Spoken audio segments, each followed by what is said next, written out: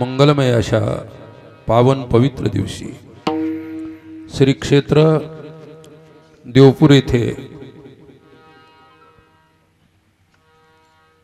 अखंड हरिनाम सप्ताह ज्यांच्या पवित्र प्रेरणेतून आजपर्यंत चालत आला त्या उत्सवाचा रौप्य महोत्सव असे आमचे हरिभक्त परायण वैकुंठवासी श्री नामदेव महाराज पळसखेड भट यांच्या प्रेरणेने कार्तिक शुद्ध एकादशी आणि फिरत्या वारीच्या निमित्ताने हा भव्य दिव्य 25व्या वर्षाचा रौप्य महोत्सव संपूर्ण देवपूर वासियांच्या वतीने व परिसरातील तुमच्या सर्वांच्या मंगलमय उपस्थितीमध्ये साजरा होत आहे। आज या कार्यक्रमाची सांगता काल्याच्या कीर्तनाने होत आहे आणि त्या काल्याच्या कीर्तनाच्या सेवेच्या प्रित्यर्थ निवडलेला अभंग संत श्रेष्ठ वंदनीय जगद्गुरु तुकोबारायांचा आहे। ज्या कार्यक्रमाला अतिशय तरुण तडफदार असं मार्गदर्शन ज्यांचं आहे ते आमचे हरिभक्त परायण सतीश महाराज डोईफोडे जागदरी व ज्यांच्या स्वरबद्ध तालबद्ध वाणीतून आपण 7 दिवस पर्यंत श्रीमद भागवत कथा श्रवण केली असे आमचे तरुण असणारे हरिभक्त परायण श्री सोपान महाराज मुंढे पहूर लोणार। कार्यक्रमाचा हा अंतिम दिवस आहे, परमार्थाला समाप्ती नसते म्हणून त्याच्यापेक्षा एक दिव्य शब्दाचा प्रयोग आमचे वैष्णव करतात सांगता। काय सांगता शब्दाचा अर्थ खूप गोड आहे। विठ्ठला विठ्ठला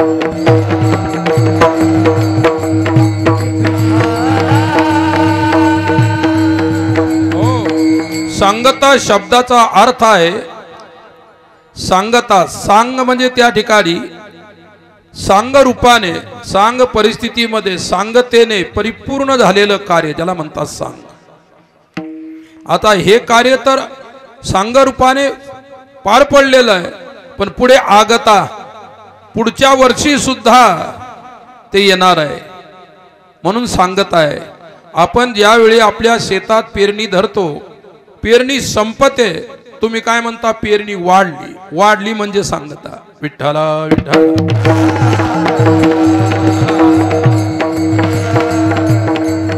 हो आणि म्हणून म्हणत जाऊ नका की सप्ताह संपला म्हणून।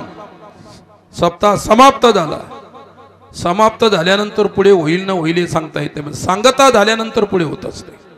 म्हणून आपल्या या रौप्य महोत्सवाची आज सांगता आहे आणि ज्यासाठी आपण तुकोबारायांच्या शब्दांना अभंगाला निवडलेलं आहे। तुकोबारायांनी जे काही आपल्याला अभंगातून प्रतिपादन करून सांगितलेलं आहे त्याविषयी आपण आता चिंतन करणार आहोत। विठ्ठला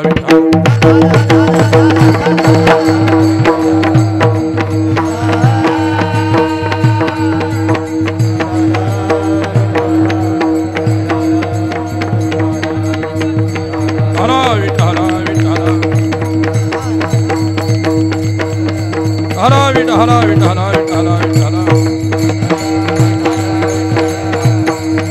हो सप्ताहामध्ये 7 दिवस कीर्तन सोहळा कीर्तनातलं चिंतन आपण श्रवण केलं।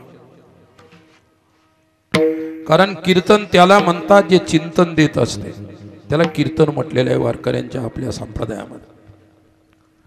ज्यामध्ये चिंतन नाही ते कीर्तन नाही, ज्यामध्ये चिंतन नाही ती पोथी नाही, ज्यामध्ये चिंतन नाही ते प्रवचन नाही। कारण आमच्या साधू संत महात्म्यांनी आयुष्यभर जे केलं ते चिंतन होतं आणि जे सांगितलं तेही चिंतन होतं। म्हणून 7 दिवस पर्यंत वेगवेगळ्या संत महात्म्यांच्या पवित्र वाणीतून तुम्हाला जे चिंतन ऐकायला मिळालं आणि ते चिंतन जे आहे तुम्ही श्रवण केलं आणि आता माझ्याकडे जी सेवा आली मी त्या चिंतनाचा शेवटचा सार सांगणार आहे एवढंच. विठ्ठला विठ्ठला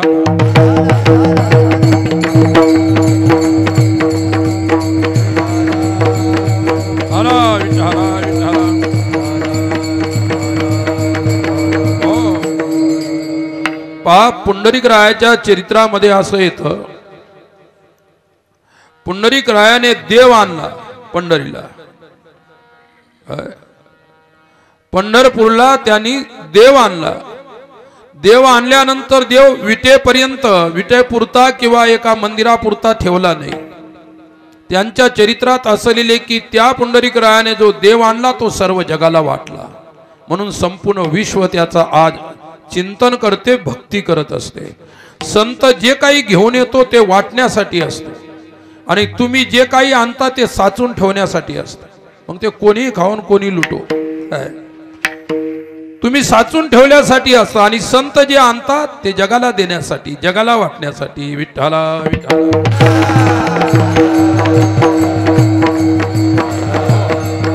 आणि नुसतं वाटत नाही, वाटण्याची तळमळ. शेवितो हारसा वाटितो, शेवितो हारसा वाटितो, शेवितो हारसा वाटितो, शेवितो हारसा.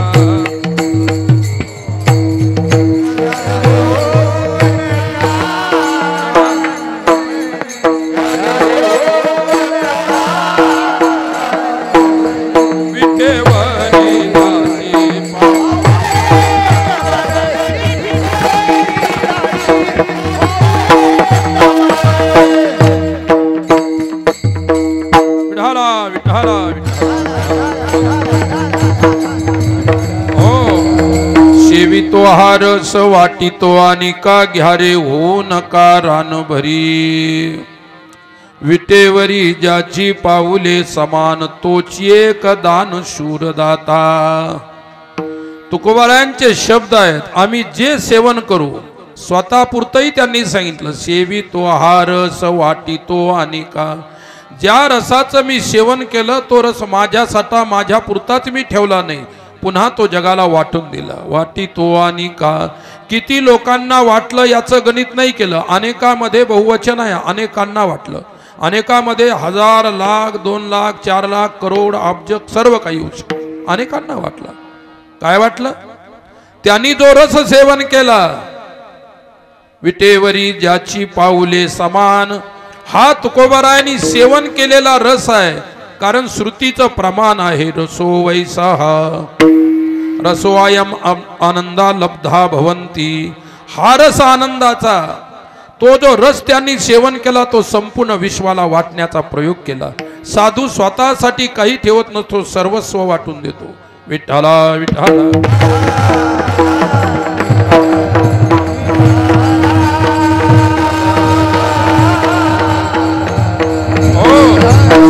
किंचित जरी शेष राहिलं तो प्रपंच झाला म्हणून समजा.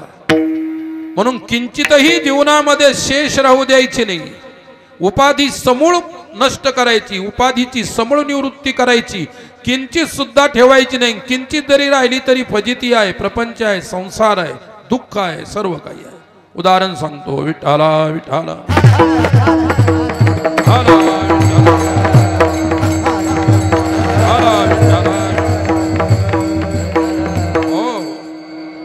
गावामध्ये एक सज्जन माणूस राहायचा.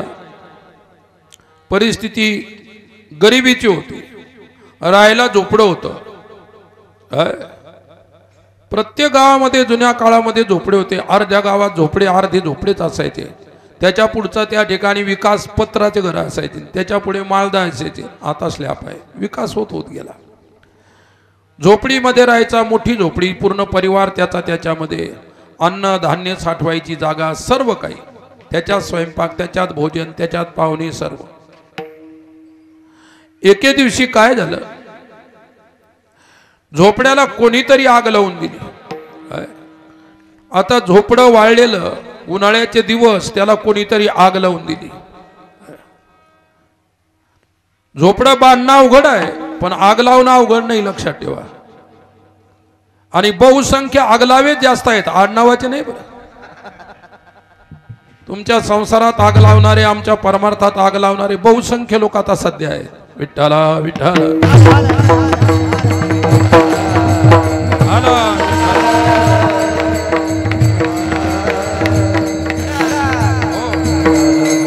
झोपड्याला आग लागली. आग लागल्यानंतर काही लोक सज्जन होते गावात पुष्कळ. ते म्हणले आपल्याकडून नाही काय झालं, आपण विझवण्याचा तरी प्रयत्न करू. कोणी आपल्या घरातून हांडा, कोणी बादली, कोणी जे सापडेल भांडं बर्तन त्याच्यात पाणी घेऊन झोपडं विझवायला लागले. आणि ज्याचं झोपडं जळू लागलं तो हात जोडून उभा होता दरवाज्यात. तो काहीच करत नव्हता. तो कोणाला विझवा म्हणत नव्हता, काहीच नव्हता. लोक आणून पाणी ओतू लागले. जवळजवळ बरचसं झोपडं डोललं. 80% वरून जळालं झोपडं. आता 20% राहिलं. लोकांची धार सुरूच पाणी आणण्याची. त्याच्यातलं काय जळालं, किती जळालं हे मला नाही सांगायचं. मला फक्त एक महत्वाची गोष्ट तुम्हाला सांगायची याच्यातून. विठ्ठला विठ्ठला विठ्ठला विठ्ठला.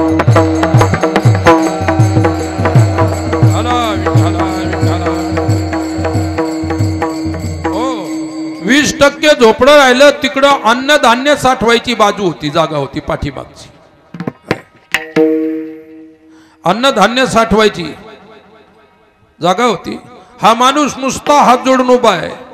एकही शब्द कोणाला म्हणत नाही. अरे विझवा का विझू नका का थांबा, काहीच नाही. नुसता हात जोडलेला उभा आहे. त्याच्यातल्या एका माणसानं विचार केला की हा माणूस झोपड्याला आग लागल्यापासून हात जोडून उभा आहे. काय याचं झोपडं जळायला लागलं, याला बरं तर वाटत नाही, काहीच म्हणत नाही, काहीच प्रतिक्रिया नाही. तो शांत आहे, स्थिर आहे. तो पाहतो आहे. कोण विझवतं, कोण पाहतात, कोण बरं म्हणतात, कोण वाईट म्हणतात. तो नुसता अवलोकन करत आहे. विठ्ठला विठ्ठला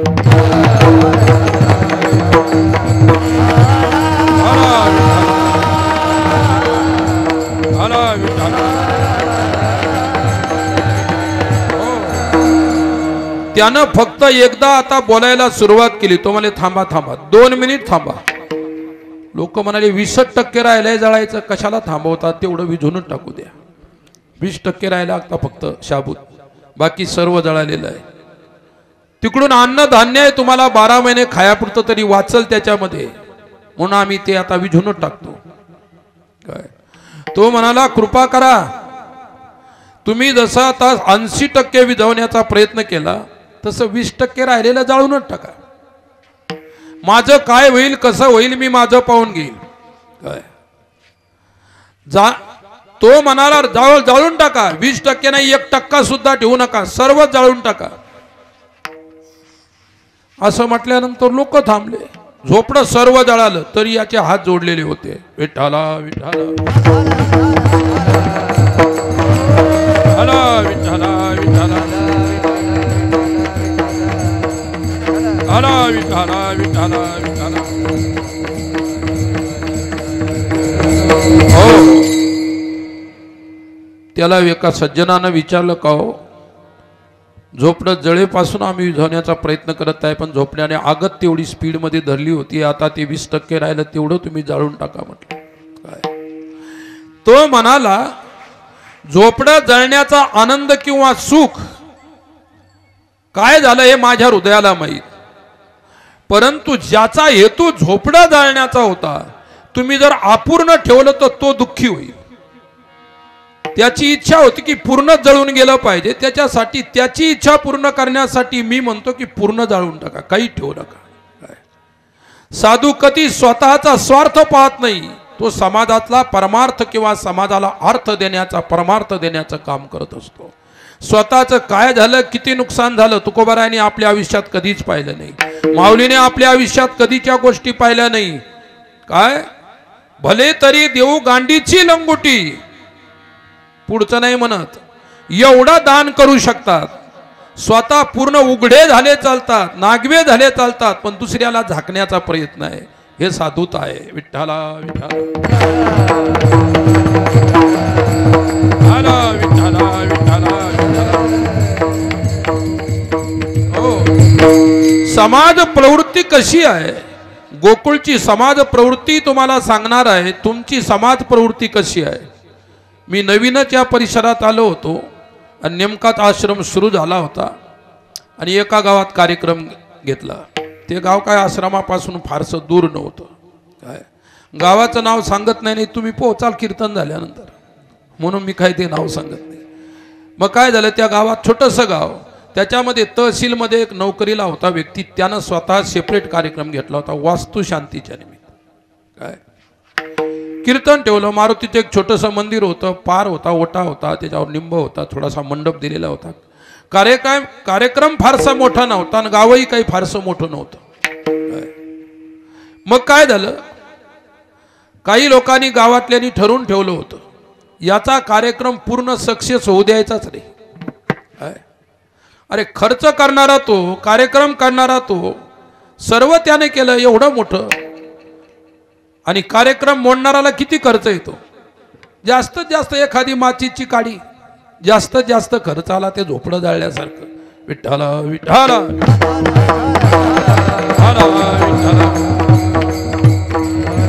हो, आमचं कीर्तन बरोबर रंगात येऊ दिलं, रंगात येऊ दिलं कीर्तन, आणि गावाच्या पाठीमागून दगड फेकले घरावर। त्याच्यातला एक माणूस मला चोर आले वाटतं, दगड आवाज येऊन राहिला दगडांचा। अर्धे माणसं जेवायचे रे, कीर्तन झाल्यावर जेवणार होते, आम्ही सुद्धा कीर्तन झाल्यावर जेवणार होतो। आणि मग काय झालं, दगड यायला लागले, कीर्तनातले सर्वच लोक उठून गेले।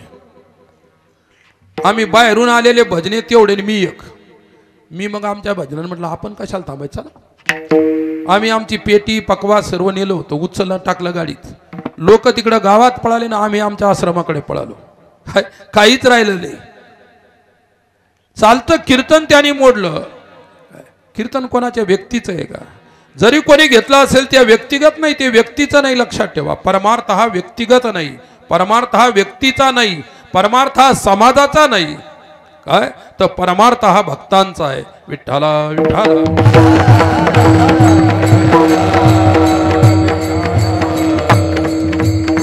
हो, परमार्थ भक्ताचा, आणि बाकी लोक त्याच्यामध्ये अडचणी निर्माण करणारे। मला एवढंच सांगायचं, गोकुळचं जीवन सांगतो आता। विठ्ठला विठ्ठला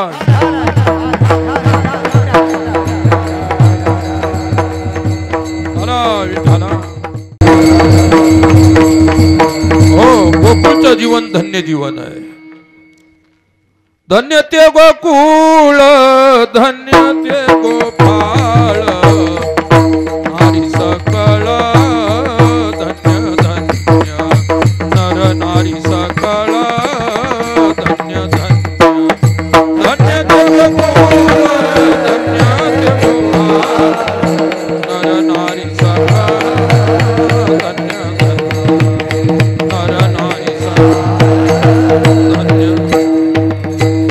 धन्य ते गोकुळ, धन्य ते गोपाळ, नर नारी सकळ धन्य धन्य, नर नारी सकळ धन्य धन्य,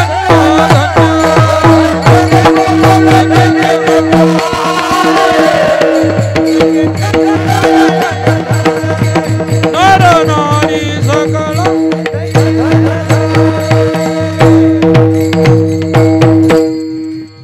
धन्य ते गोकुळ, धन्य ते गोपाळ, नर नारी सकळ धन्य धन्य। काय गोकुळ धन्य आहे, गोकुळात राहणारे गोपाळ धन्य आहेत। गोकुळात राहणारे गोपाळ म्हणजे जे सौंगडी आहेत कृष्णाचे, ते धन्य आहेत। गोपाळ म्हणजे देव, तोही धन्य आहे। नर नारी सकळ धन्य धन्य। आज देवपूर नाही, देवपूर गोकुळ आहे आज। काय विठ्ठला विठ्ठला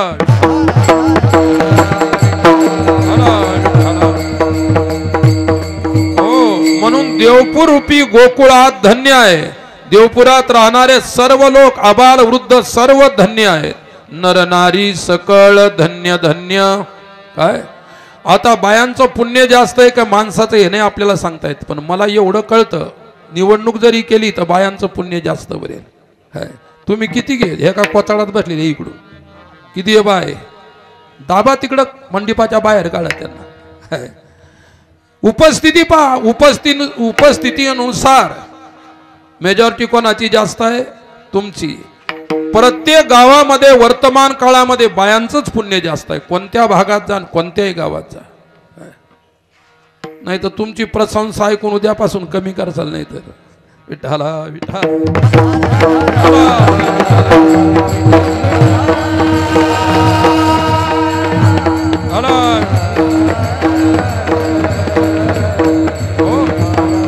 तुमचं पुण्य शुद्ध आहे. महिलांचं बायांचं पुण्य शुद्ध आहे.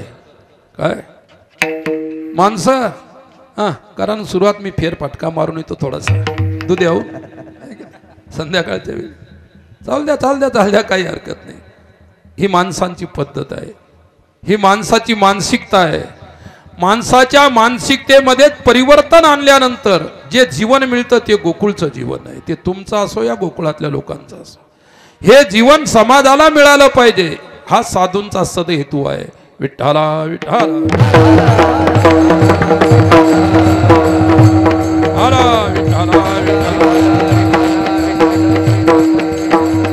हो, याचं एकच कारण तुम्हाला सांगतो. पहा, दोन क्षेत्र अशा आहेत, एक गोकुळ क्षेत्र, एक पंढरपूर क्षेत्र असे आहेत. देवाने येत असताना लक्ष्मीला आणलं नाही. देवाला माहित होतं की लक्ष्मी जर घेऊन गेलो तर कोणीच भक्त सापडणार नाही. आमच्या बाईसाहेबाच्याच पाठीमागे राहतील सर्व, मला कोणीच विचारणार नाही. देव फार हुशार. तो म्हणाला मला अवतार घ्यायचा आहे, कृष्ण अवतार घ्यायचा आहे. बाई म्हणाली कधी जाय तुम्ही एकटे जाताना, मला कधीच कीर्तन आलं नाही. काय काय बाई सजून धजून तयार झाल्या आणि देवाला विनंती करू लागल्या, एवढ्या वेळ तर मला घ्या. पांडुरंगाने सुद्धा रुक्मिणी मातेला बरोबर नाही घेतलं आणि ती जबरदस्त आली तर तिला मंदिराच्या पाठीमागे ठेवलं. तिकडे थांब, इकडे येऊ नको. तू जर माझ्या सोबत आली, प्रत्येक गावच्या मंदिरात दोघांची जोडी येईन. पंढरपुरामध्ये पहा एकटे एकटे उभे. विठ्ठला विठ्ठला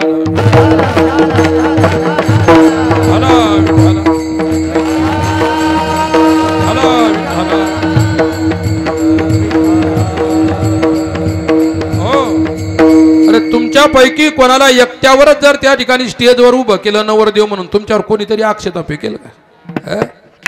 जोपर्यंत जोडीदार पत्नी उभी करणार नाही, स्त्रीला उभं करणार नाही, तोपर्यंत आक्षेपाला सुरुवात होत नाही. येऊ द्या म्हणतात नवरदेव. कुठं आहे तो? तिकडं घोड्यावर गावाच्या गल्लीत कुठेतरी. इकडे लोक तळमळत आहे, नवरदेव द्या.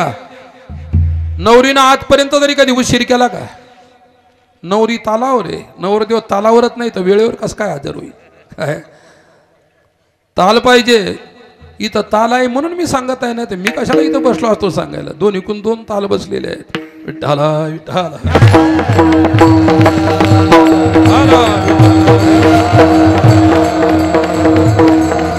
हो, म्हणून मला एवढं सांगायचं की तालातून बिघडलेल्या माणसांना तालावर आणण्यासाठी हे धर्म कार्य, हा परमार्थ, हा सप्ताह असतो. गाव बिघडू नये, समाज बिघडू नये, तरुण बिघडू नये, माणसं बिघडू नये म्हणून हे विचार दिल्या जातात. हे विचार आहे संतांचे आणि याच्यातून सुधारणा झाली पाहिजे, हा संतांचा हेतू आहे. पहा, गोकुळामध्ये भगवंताला येत असताना भगवंताने लक्ष्मीला नाकारलं. बाईसाहेब तुम्ही नका येऊ. का तुम्ही नका येऊ? मला तिकडे माझ्या त्या बाया वाट पाहतायत. त्या बायांना दुसऱ्या बाया चालत नाहीत वैकुंठातल्या. आता बायको थांबू शकते घरी दुसऱ्या बायाचं नाव घेतल्यावर? विठ्ठला विठ्ठला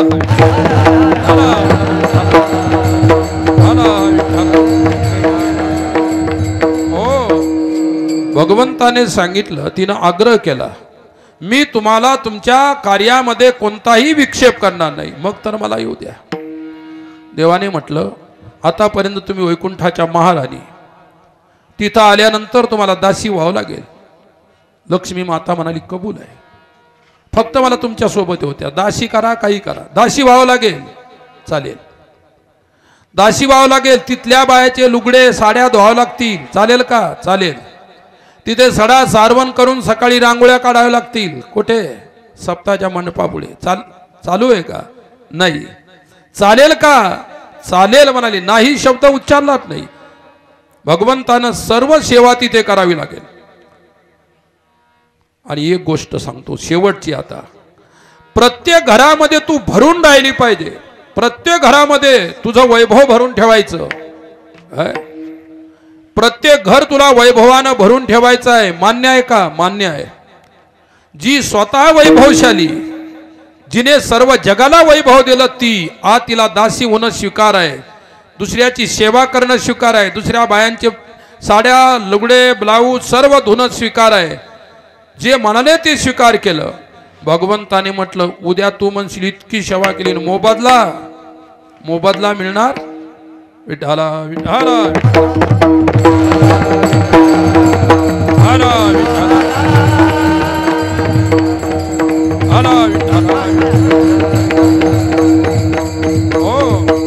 म्हणून परमार्थ सुद्धा मोबदल्यासाठी करायचा नसतो. काही मोबदला मिळणार आहे म्हणून त्याच्यासाठी परमार्थ करायचा नसतो.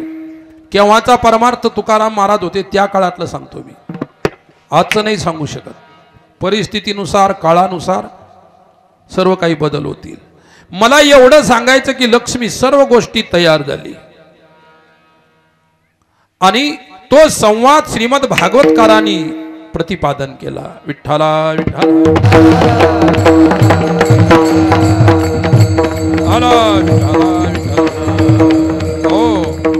जयति तेधिकं जन्मना ब्रज श्रयत इंदिरा शश्वदत्रहि दयित दीक्षुतां दृष्टितावका त्वया धृता सव स्वामी चिन्वते शरदुदासये साधु जात सत् सर्षिजोदर श्रीमुषादृशा शुरतनाथ ते शुल्कदासिका वरद निघ्नतो नेह किं वदा. हो, अशुल्कदासिका, मी या शब्दासाठी तुम्हाला इथपर्यंत आणलं. जयति तेधिकं जन्मना ब्रज श्रयत इंदिरा शश्वदत्रहि. इंदिरा शब्दाचा अर्थ आहे लक्ष्मी. इंदिरा म्हणजे लक्ष्मी. काय?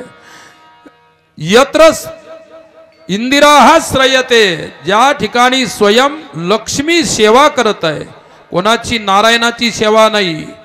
भगवंताने सांगितलं मी जोपर्यंत त्या गोकुळात राहील तू माझ्या अंगाला हात लावायचा नाही, माझी सेवा करायची नाही.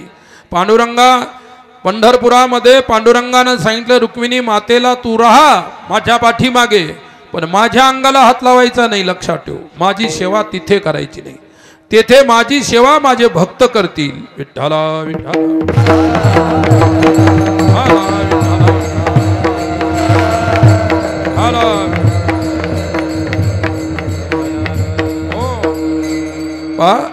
वैकुंठामध्ये भगवंताची चरण हे लक्ष्मीच्या ताब्यात होती आणि तो परमात्मा ज्यावेळी इथे आला पंढरपूरला तर आपले श्रीचरण भगवत भक्तांच्या ताब्यात दिले. हे पावलं आता तुम्ही घेऊन टाका. पावले समची साजिरी, काय त्याची समसाजिरी असणारी पावलं वैष्णवाला दिली.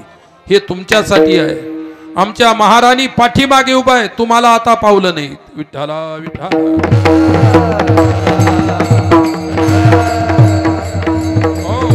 म्हणून आजचं देवपूर सुद्धा धन्य आहे. जयति तेधिकम जन्मना ब्रजहा.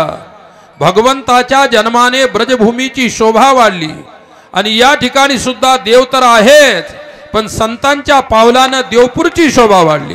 विठ्ठला विठ्ठला.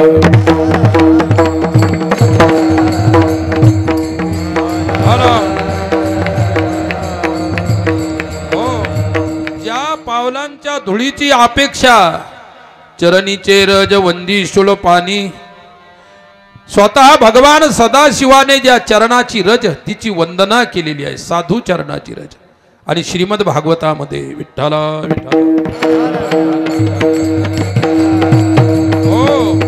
आशाम हो चरण रेणु जुषाम हम शाम वृंदावने किमपि गुल्मलतौषधीनां यास्तस्त्वजं स्वजन मार्य पथंच हित्वा भेजुर्मुकुंद पदवीं श्रुतिभिर्विमृग्याम्. आशामहो चरण रेणु जुषाम हम शाम. काय उद्धवाने म्हटलेलं आहे गोपिकांना की गोपिकांनो, आतापर्यंत तुमच्या चरणाची महिमा मला नाही कळाली. 12 वर्ष वेद वेदांत ज्याने देवगुरु बृहस्पतीकडे शिकला, वेद वेदांत शिकल्यानंतरही त्याला वैष्णव नाही कळू शकला. काय म्हणजे एवढं मोठं ज्ञान झाल्यानंतर सुद्धा त्या ज्ञानाला सुद्धा वैष्णव नाही कळू शकला. त्या ज्ञानाचा वैष्णव विषय नाही होऊ शकला. प्रत्येक वस्तू ही ज्ञानाचा विषय असता असा वेदांत सांगतो. विठ्ठला विठ्ठला.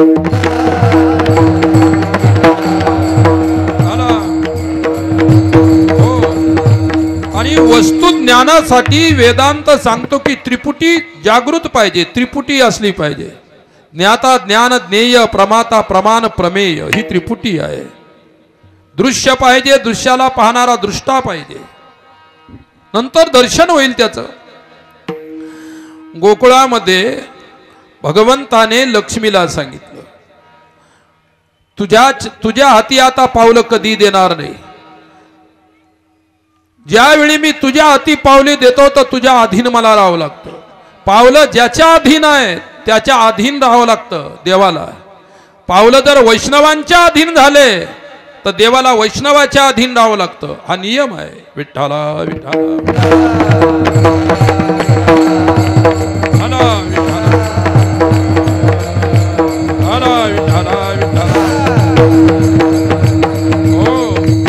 शंकराचार्य भगवान ज्यावेळी वृंदावनात प्रभूच्या दर्शनाला आले कृष्णाच्या, तर मथुरेला उतरले. मथुरेला उतरल्यानंतर मथुरेच्या लोकांनी चांदीचा रथ तयार केला शंकराचार्यांना बसण्यासाठी. चांदीच्या रथामध्ये बसून त्यांना मथुरा ते वृंदावन हा प्रवास करायचा आहे, तिथपर्यंत न्यायचा आहे. पुढे वैष्णवांचे सर्व वैष्णव लोक टाळ मृदंग जहांज जे काही असेल ते भजन कीर्तन करत करत ज्यावेळी मथुरा सोडल्यानंतर मथुरा आणि वृंदावनच्या मध्ये, मथुरा आणि वृंदावनची सीमा ज्याला आपण शिव म्हणतो, त्या शिवेवरती रथ आला. शिवेच्या आत रथ जाणार म्हणजे गोकुळच्या नाही, गोकुळ किंवा वृंदावनाच्या शिवारात रथ येणार. शंकराचार्य म्हणाले रथ थांबवा, थांबवा रथ. रथ थांबवल्या गेला. जगद्गुरु शंकराचार्य रथांच्या खाली बसले, खाली उतरले आणि रथाला सांगितलं की रथा जाऊ द्या परत, आता इथून पुढे रथात मी बसू शकत नाही. ज्या मातीमध्ये माझा पांडुरंग खेळला, माझा कृष्ण खेळला, माझा प्रभू खेळला, भगवंत खेळला, माझा अधिकार नाही त्या मातीवर पावलं देण्याचा, पाऊल टाकण्याचा. ती रज इतकी पवित्र आहे. विठ्ठला विठ्ठला.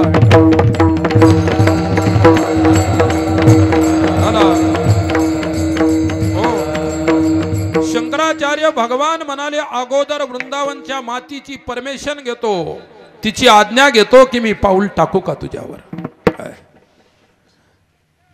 शंकराचार्य खाली उतरले, वृंदावनच्या मातीला साष्टांग दंडवत केला आणि तिथली वैष्णवाची रज आपल्या मस्तकाला लावली. भस्म लावणारा संन्यासी आज वैष्णव रज कंपाळाला लावली. विठ्ठला विठ्ठला.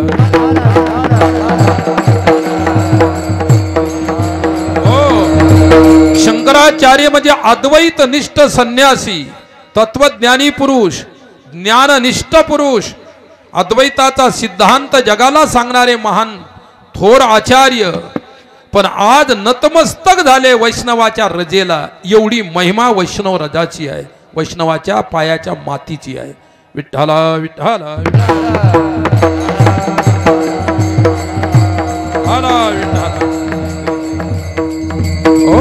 आणि म्हणून आपल्या धर्मात, आपल्या संस्कृतीमध्ये साधूचे पाय धुवून प्यायची पद्धत आहे. पाय धुताना एखादा तर त्यांच्या पायाला चिटकलेला रजकण असेल, निदान पोटात जाईल, काय पोटातून छातीत येईल, छातातून डोक्यात येईल, डोक्यात आल्यानंतर काही ते डोकं सुधरेल. म्हणून वैष्णव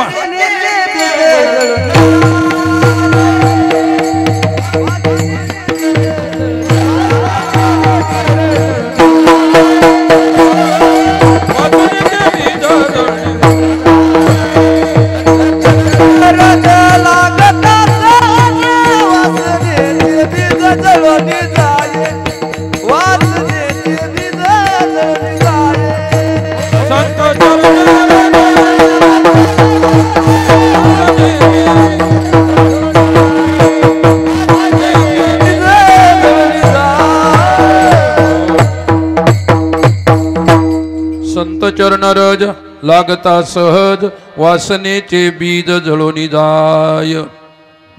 ठीक आहे, मला सांगायचं आहे आज ज्ञान वैष्णवाच्या मातीशी समर्पित झालेलं आहे. काय आज ज्ञान शंकराचार्य स्वतः मातीशी झाले समरस. अक्रूरजी भगवंताला आणण्यासाठी कंसाच्या द्वारे गोकुळात आले. त्यांचाही रथ गोकुळच्या शिवेपर्यंत आला. अक्रूरजी खाली उतरले. अक्रूर गोकुळाच्या मातीला अगोदर समर्पण साष्टांग प्रणिपात केला. गोकुळची माती मस्तकाला लावली. नंतर गोकुळच्या शिवेच्या आत प्रवेश केला. वैष्णवाचं जीवन त्यांच्या चरणाची माती. आणि तीच गोष्ट वृंदावनात लक्ष्मी जबरदस्ती आली देवाच्या सोबत आणि मना देवाने सांगितलं इकडे अजून आपण कार्यरत झालो नाही पण आता होण्यासाठी आपण तयार आहोत. हार मिरविती गळारे. हाय वैष्णव आहे. पश्चिम महाराष्ट्रात एका गावामध्ये आम्ही गेलो होतो. आजही जातो.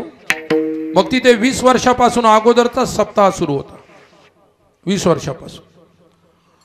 मग मी कीर्तनात शेवटी म्हटलं 20 वर्षापासून सप्ताह सुरू आहे. किती माळकरी झाले? 20 वर्षात 20ही झाले नाही, एकही झाला नव्हता.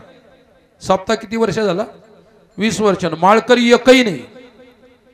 म्हटलं मला लाज वाटायला लागली. मी या गावात उगाच आलो काय?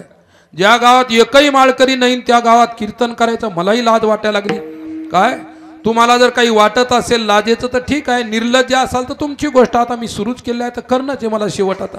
काय तर त्या वर्षी 40 माळकरी केले. किती? आणि देवपुरामध्ये किती राहिले? बिना माळकऱ्याचं नाही देवपूर, पण राहिले किती सांगा? लाज वाटत असेल पहा आता कीर्तन होईपर्यंत. विठ्ठला विठ्ठला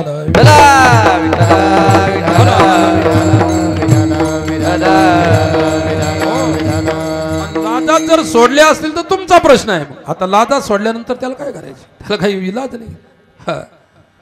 वैष्णवाची संख्या गावोगावात वाढवायची आपल्याला. कशासाठी? धर्म वाढवायचा आहे. धर्म वाढवायचा आहे म्हणून वैष्णव वाढवायचे आहेत आपल्याला. मी आता तो धडकाच धरलेला आहे. जिथे जातो तिथे अगोदर हे करत असतो. आता इथं कोणाकोणाला उपरती होते पता नाही. आणि काय महाराज माळी घालायची आमच्या लोकांना. म्हणलं आनंदाची गोष्ट आहे. मग किती माणसं आहेत? नाही माणूस एकच आहे, बाया 50 आहेत. विठ्ठला विठ्ठला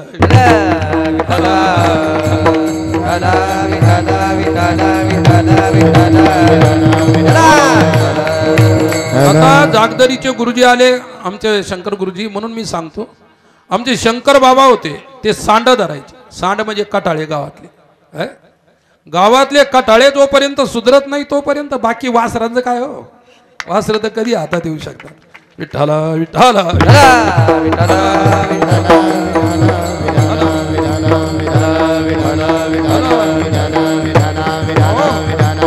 अरे मला चांगलं कळतं. मी बाबाच्या मांडीवर खेळलेलो आहे म्हणून मी तुम्हाला सांगतो. विठ्ठला विठ्ठला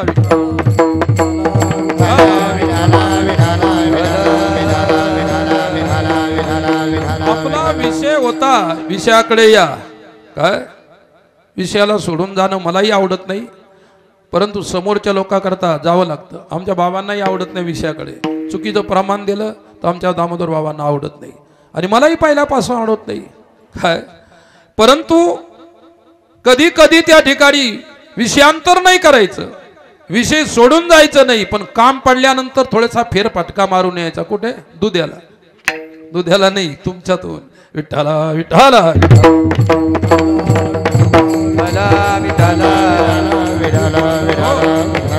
आणि आजकालची वर्तमान काळातली कीर्तन नुसती फेरफटका आहे. विषय राहिलाच नाही त्याच्यात. विषय राहिला नाही, चिंतन राहील, नुसता फेरफटकाचे सुरुवातीपासून शेवटपर्यंत. लोकांना हसलं पाहिजे, लोकांना दात काढले पाहिजे. लोकांचं काही हो आपला स्वार्थ सिद्ध झाला की चला सोडलं गाव, चला पळा. विठ्ठला विठ्ठला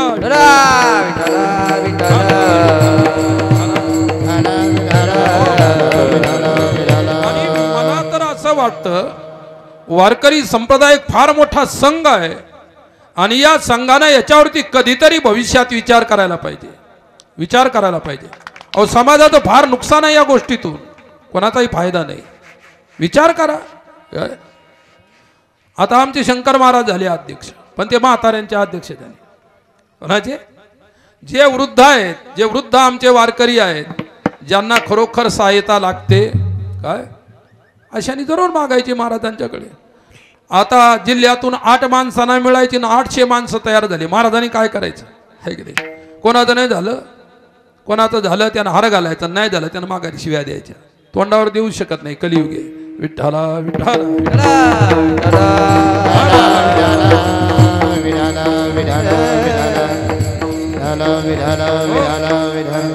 शंकर महाराज झाले अध्यक्ष, पण आमच्याकडे सह्या गेल्यात. आम्ही भारूड करणारे म्हणून सही द्या बाबा. मी त्याला कधीच पाहिलं नाही, त्यानं कधी भारूड केलेले. आम्हाला सह्या द्या. मी भजन मानणार आहे, खरोखर भजन मानणार आहे, त्याला सही द्यायला पाहिजे. ज्याने कधी भजनाचं तोंड नाही पाहिलं, कधीतरी जाऊन बसला असेल, आला असेल, असे त्या ठिकाणी बेकारचा भरणा ज्याला म्हणतात तोही भयंकर झालेला आहे. म्हणून वारकरी संप्रदायामध्ये एक मंथन झालं पाहिजे. काय झालं पाहिजे? आणि श्रेष्ठ श्रेष्ठ जेवढे काही मोठमोठी संत असतील, कीर्तनकार असतील, प्रवचनकार असतील, कथाकार असतील, हा मंथन होण्याचा काळ आलेला आहे आणि त्या मंथनातून काहीतरी चांगलं आपल्याला मिळेल. परंतु ते मंथन होणं नितांत गरजेचं आहे. विठ्ठला विठ्ठला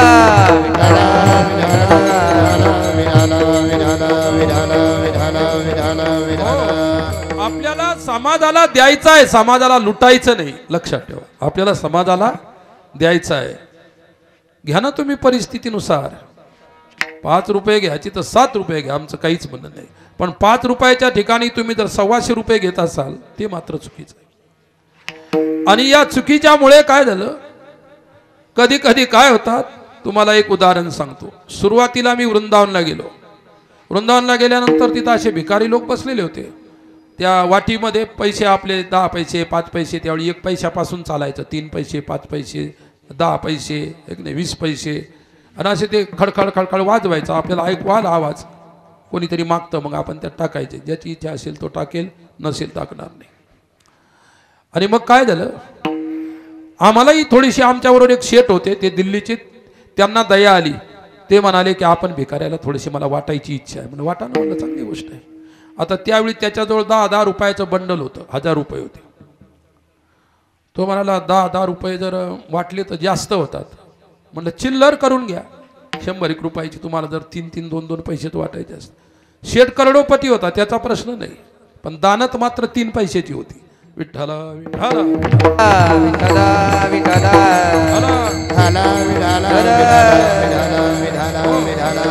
परिस्थिती अशी आहे. अहो, न मागणारा डिझेल सुद्धा देत नाही कोणी. मग मागणारे चांगले की नाही? मागणाऱ्याच्या नावान टाळ्या वाजवत जा. लक्षात ठेवा, न मागितलं तुम्हाला डिझेलला सुद्धा देणार नाही. समाज असा सुद्धा आहे. हे अनुभव आहेत आमचे सर्वांचे, तुम्हाला सांगतो. आणि तर थोडं एखाद्या महात्म्यानं म्हटलं की नाही बा कमी होतात, एवढं टाका, तर त्याची निंदा सुरू होते. पण तो कशा करता म्हणतो याचाही विचार करत जा. परिस्थिती ही आहे की ज्यावेळी त्या सेठनं 100 रुपये काढले आणि चिल्लर कोणाकडे घ्यायची, चिल्लर देणाराही भिकारीच बसलेला होता. त्याजवळ असा गंज पडलेला होता. तो म्हणजे 100 चिल्लर. ते म्हणले 80 पैसे मिळतील. 100चे किती कमिशन, किती 20 पैसे. म्हणजे आपण 100 द्यायचे, त्यांना 80 पैसे आपल्याला. 1 रुपया द्यायचा, त्यांना 80 पैसे द्यायचे आपल्याला. 100 रुपये दिले, 80 रुपये त्यांना द्यायचे आपल्याला. म्हणजे 20 रुपये त्याचा आहे.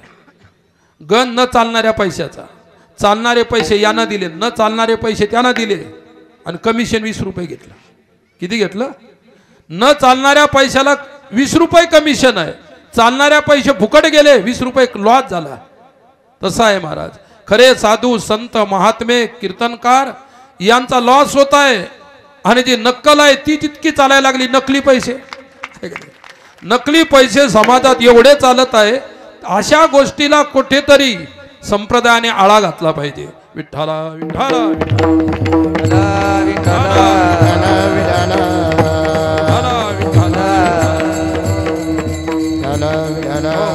दुसरं उदाहरण सांगतो.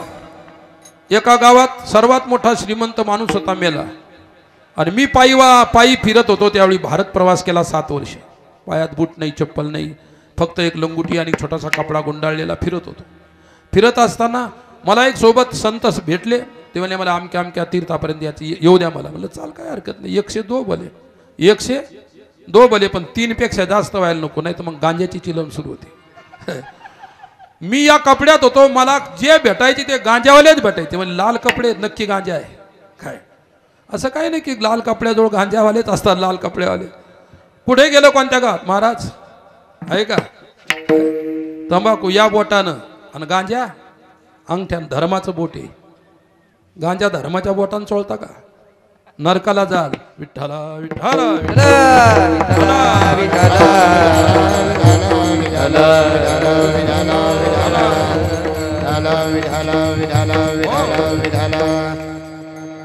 माणूस मेला, त्याची प्रेत यात्रा चालू होती. जवळजवळ 35 वर्षाच्या अगोदरची गोष्ट आहे. 32-33 वर्ष तर नक्की झाली असतील. आणि मी पाहिलं होतं, जास्त मोठा माणूस मेला, कोणी लाया फेकतं, कोणी फुलं फेकतं. पैसे फेकू लागले त्याची मुलं त्याच्या अंगावर, प्रेताच्या अंगावर पैसे फेकू लागले. आम्ही पाहिल्या दोघांनी. आम्हाला पैशाची गरज होती. म्हटलं मड्यावरचे काय होईना, काय आपल्याला गरजच आहे. मड्यावरचे मिळाले तर चालेल, जे काही होईल ते होईल काय. आणि तो आमच्या सोबत नाही बा, मड्यावरचे नका घेऊ. मड्यावरचे काय घेतलं आपलं काहीचं काय झालं, आपलं काहीच होत नाही काय. आपलं काय होणार आहे, आपल्याला कोण आहे मागण पुढं. काही झालं तर पाहून घेऊ.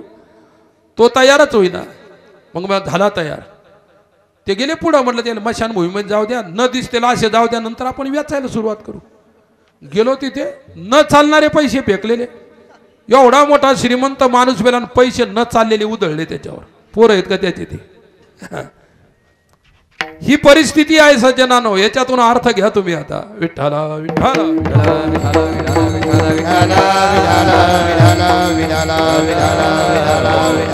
याचा अर्थ न चाललेली पैसे प्रेतावर मड्यावर फेकले.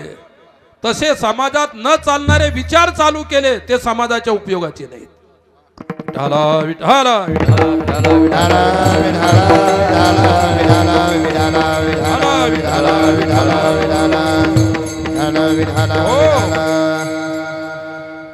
वृंदावनात आपला विषय होता लक्ष्मी आली. देवाने सांगितलं ऐश्वर्याने घर भरून टाकायचे. पैशाची चिंता कोणालाच नको राहायला. पैशाची चिंता, त्या चिंतेपासून जर या गोकुळवासी लोकांना आपण मुक्त केलं तर 100% आपली भक्ती करतील.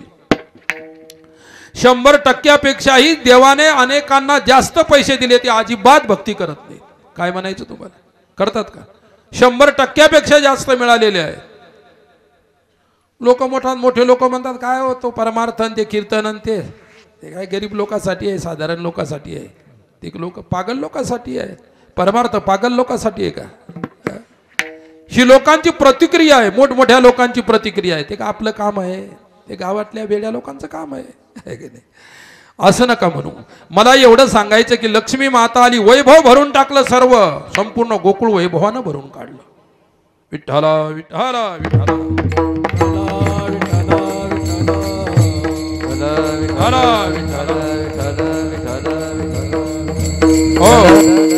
वैभवानं भरून टाकल्यानंतर देवाला अतिशय प्रसन्नता वाटली.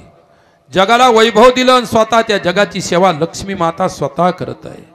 काय गोपाळांनी एवढी भक्ती केली, समर्पणाची भक्ती केली, खऱ्या प्रेमाची भक्ती केली. गोपाळांच्या जीवनामध्ये खरं प्रेम, शाश्वत प्रेम होतं, असली प्रेम होतं. त्यांच्या प्रेमामध्ये कोणत्याही प्रकारचा डुप्लिकेटपणा नव्हता, नकलीपणा नव्हता. विठ्ठला विठ्ठला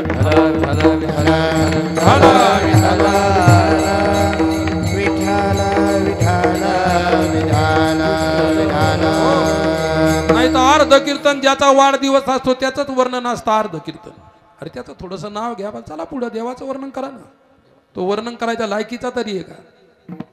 देवाचं वर्णन करा, त्याची 1-2-4 शब्दामध्ये महिमा सांगा, त्याचं मोठेपण सांगा. वर्णाविती थोरी एका विठ्ठलाची, वर्णाविती थोरी एका विठ्ठलाची, कीर्ती मानवाची वर्णून ये. ओ कीर्ती मानवाची वर्णून ये.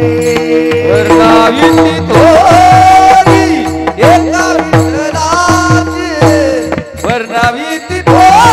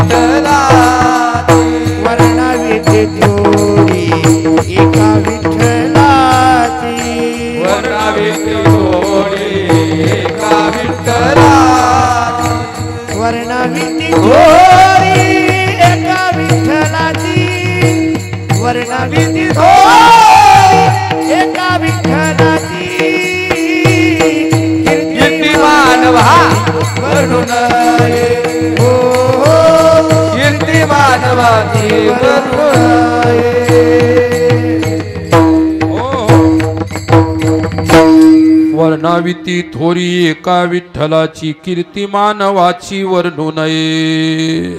काय जे वर्णन करण्याला योग्यच नाही त्याची कीर्ती वर्णन करण्यात काही अर्थ नाही, काही मिळणार नाही. देवाची कीर्ती वर्णन करा. काल्याचं कीर्तन म्हणजे देवाची कीर्ती, देवाचं चरित्र, त्याचे गुणानुवाद वर्णन करायचे आहेत. लक्ष्मी माता गोकुळात आली, तिने सर्व वैभवाने गोकुळ भरून काढलं.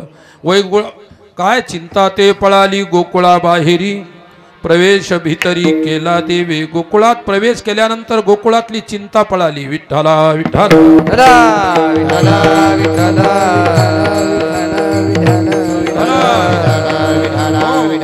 तीन गोष्टी पळाल्या गोकुळातून, चिंता, चहाडी आणि चोरी. तीन गोष्टी, चिंता, चहाडी आणि चोरी. एकच रास तिघीची रास. फक्त भाग्य एकच चांगलं त्यांचं. एका राशीचे दोन जरी माणसं असतील तर त्यांचं जमत नसतं. रामरावणाच्या राशी एक होत्या, कंस कृष्णाची राशी एक होती, जमलं त्यांचं. पण ते दोघं होते, तिघी होत्या म्हणून जमत होतं. विठ्ठला विठ्ठला विठ्ठला विठ्ठला.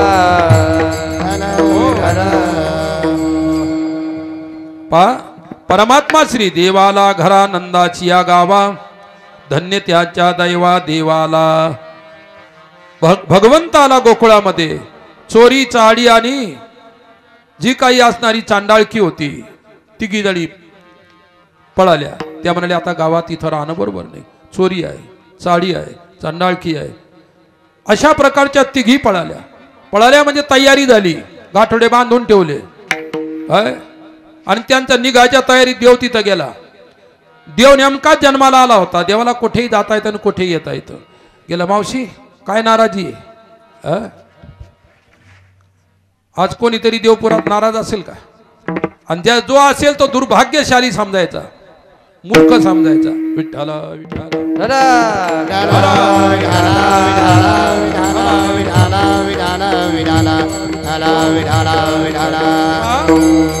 काय झालं?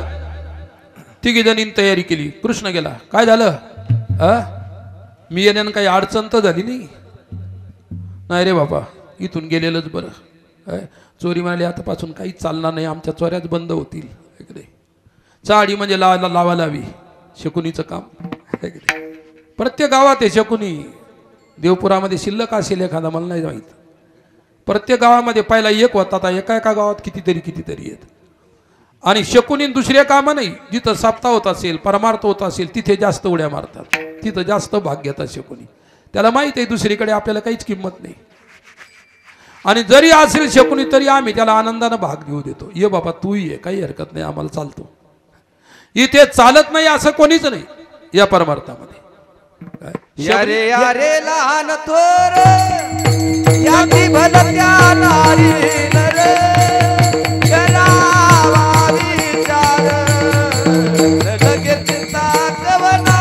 लहान थोर याची भलत्या नारी नर, करावा विचार लगे चिंता कवना. यारे यारे लहान थोर याती भलत्या नारी नर, करावा विचार न लगे चिंता कोणाची. चिंता पळायला निघाली. चाडी जी आहे, चोरी म्हणाली मी जाते, चाडी म्हणाली मी जाते. चांडाळकी जे नाही करायचं ती करणारी जी असते तिला चांडाळ म्हणतात. ती निघाली. त्यामुळे आमचं अस्तित्वच राहणार नाही. जेथे परमेश्वराचं, जेथे सत्वगुणाचं अस्तित्व आलं तिथे रज आणि तमाचं अस्तित्व समाप्त होते. आणि राहिलं शेष तरी तेवढ्या प्रमाणात ते राहत नाही. तिन्ही गुण कधी एकदा नष्ट होत नसतात. विठ्ठला विठ्ठला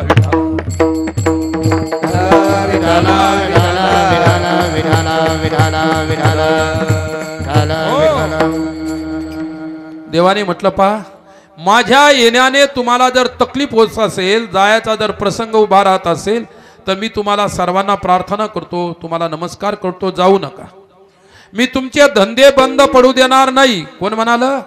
देव म्हणाला तुमचे धंदे नाही. बघ चोरीला सांगितलं, मावशी तुमची चोरी मी घेईल ना, मी चालवेल ना तुमचं दुकान. चोरीचं दुकान मी चालवेल. चाळी होती लावा लावी म्हणे तुम्ही जाऊ नका, तुमचंही दुकान मी चालवतो. चांडाळकी होती, तिनं सांगितलं तुम्ही घाबरू नका, काही जायचं काम नाही, मी चालवतो. ती घिचे दुकान सोडले त्याने गाठोडे. राहा देवपूरमध्ये, काही हरकत नाही. विठ्ठला विठ्ठला विठ्ठला. सरीच्या निघाल्या देवाच्या येण्याने त्यांचा प्रभाव शून्य झाला. देवपुरात जर एवढं पंढरपूर अवतरलं तर दुष्ट शक्तीचा जो प्रभाव आहे तो शून्य झाल्याशिवाय राहणार नाही. परिस्थिती अशी आहे. गोकुळात लक्ष्मी आली, देव आले. देव आल्यानंतर या तिघी जण निघाल्या, त्याही थांबल्या. देवाने त्यांचे काम सुरू केले. सर्वात प्रथम देवाने चोरीचं कार्य सुरू केलं. चोरीचं काम सुरू केलं देवाने. विठ्ठला विठ्ठला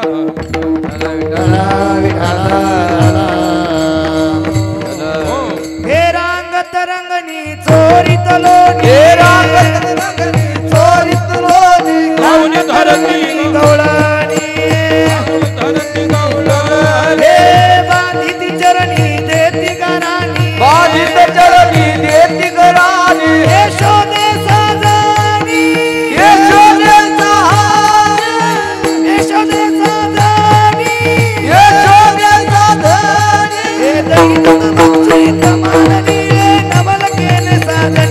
कृष्ण आळवा आळवा, अरे तुनी माते दावा. कृष्ण आळवा आळवा, कुणी नामे करा कृष्ण आडवा आडवा, करा कृष्ण आडवा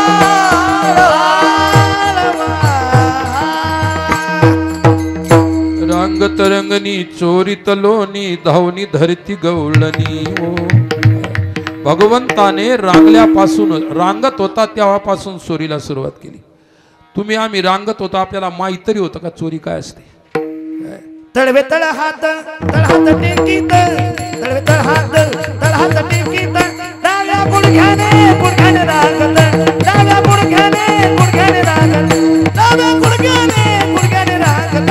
तळवे तळ हात टेकीत, तळवे तळ हात टेकीत, आया गुडघ्याने गुडघ्याने रागत, आया गुडघ्याने गुडघ्याने रागत, डाव्या गुडघ्याने गुडघ्याने रागत. हे रंगनी रंगनात तोंडा देखील असले, हे रंगाने रंगनात तोम्या देखील सवे, हे रंगनी रंगनात तोंडा देखील असले, हे रंगाने रंगनात तोम्या देखील सवे. तळ हात टेकीत, तळवे तळ हात टेकीत, डाव्या गुडघ्याने गुडघ्याने रागत, डाव्या गुडघ्याने गुडघ्याने रागत, डाव्या गुडघ्याने गुडघ्याने रागत. तळवे तळ हात टेकीत, तळवे तळ हात टेकीत, डाव्या गुडघ्याने गुडघ्याने रागत, डाव्या गुडघ्याने गुडघ्याने रागत, डाव्या गुडघ्याने.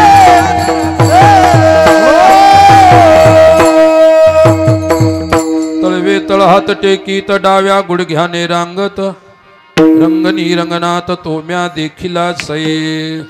गवळण दसवंती पै सांगे, आलिया कृष्णाचे नि मागे. येणे येणे ओ श्रीरंगे, नवनीत माझे बक्षिले.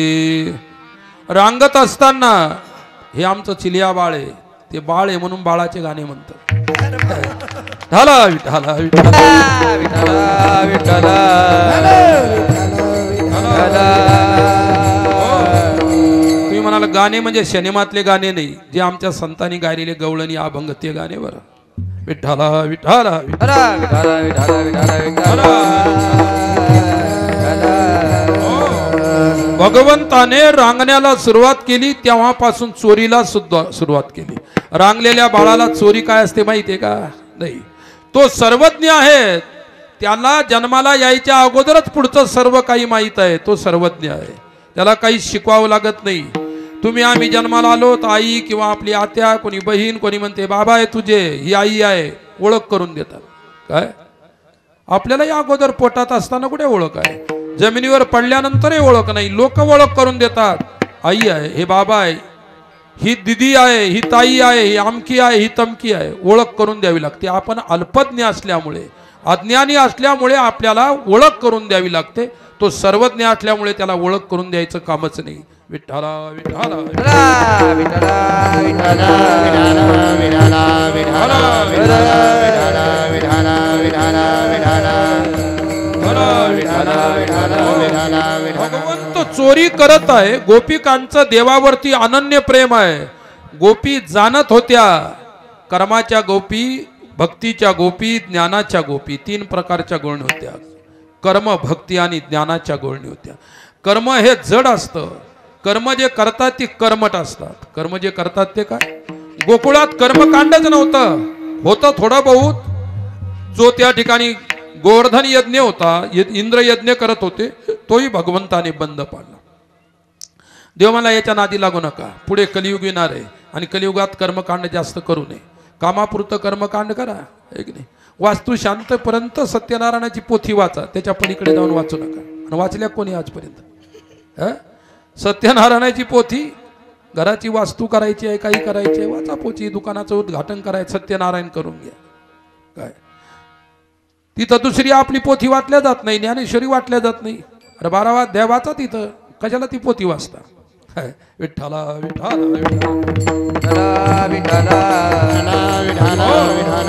तुम्हाला सत्याशी घेणं नसतं, नारायणाशी घेणं नसतं, सत्यनारायण वाचता. चांगली गोष्ट आहे का सत्यनारायण वाचा? काय बंद केले तरी आपल्याला काही दुःख होणार नाही.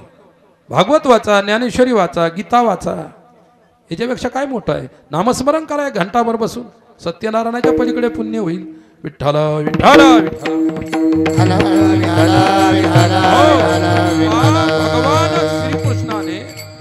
भगवान श्रीकृष्णाने आपल्या हयातीत कर्मकांड बंद केलं आणि त्यात भगवान श्रीकृष्णाचे पांडुरंगाचे भक्त माऊलीपासून तो निळवरापर्यंत सर्व संतांनी आपल्या वाङ्मयात कोठेही कर्मकांड सांगितलं नाही. नाही तर मला तुम्ही दाखवा इथं करायचं सांगितलेलं आहे. काय गाथ्यात नाही, ज्ञानेश्वरीत नाही, कुठेही कर्मकांड करायचं सांगितलेलं नाही. आणि तुम्ही आम्ही करतो. घरात काही कमी जास्त व्हायला लागलं, भांडणं व्हायला लागले, तंटे व्हायला लागले, बरकत कमी झाली, धनधान्य मिळत नाही, पैसा नाही मिळत, मिळला तरी टिकत नाही, मग कोणाला तरी विचारायचं भटजीला, आता काय करावं लागेल? तो म्हणतो नारायण नागबली करा जा. कारण तुमचे पितर तुमच्यावरती नाराज आहेत आणि तुम्हाला पित्राला करावं लागले. जन्मभर बापाला कधी सुख दिलं नाही आणि मेल्यानंतर आता काय पिंडदान करतो? आता काही उपयोग नाही. आता बुंदी खाऊ घातली तरी उपयोग नाही. जिवंतपणी बापाला जेवढी सेवा करायची, खाऊ घालायचे ते घाला. मेल्यानंतर चटणी भाकर केली तरी चालेल.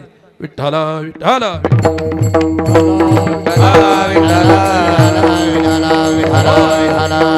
जगामध्ये हे विचार देणारा एकच संप्रदाय, तो वारकरी संप्रदाय. एकच संप्रदाय असा आहे जगामध्ये हे विचार देणारा. जगामध्ये दुसरा संप्रदाय नाही तर सर्व संप्रदाय कर्मकांडामध्ये डुबलेले आहेत. एवढंच नाही, अद्वैताचे व्याख्यान करणारी लोक सुद्धा कर्मकांड जगाला लोकांना करायला लावतात. इकडे अद्वैताच्या वेदांताच्या गोष्टी करतात आणि तिकडे म्हणतात हे करावं लागेल, ही पूजा करावं लागेल, ती करावी लागेल. विठ्ठला विठ्ठला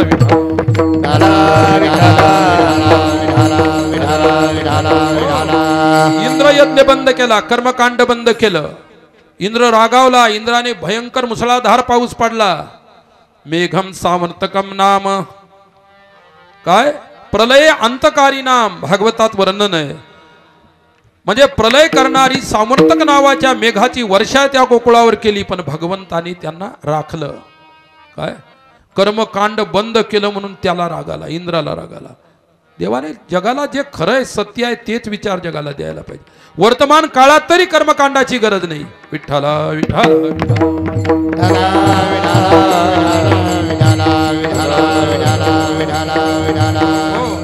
देवानं 3 बहिणी सख्या, चोरी चाडी चांडाळकी, तिन्ही बहिणी. एक नाही सख्या बहिणी का चुलत का सावत्र, एकत्रित राहतात, प्रेमानं राहतात म्हणजे सख्या बहिणी. सावत्र कधी एकत्रित राहू शकत नाही. म्हणून वैष्णवाच्या प्रेमामध्ये सुद्धा सावत्रपणा नसतो, त्यांच्या प्रेमामध्ये खरंपण असतं. भगवत भक्त परमेश्वरावरती खरंच प्रेम करतो. विठ्ठला विठ्ठला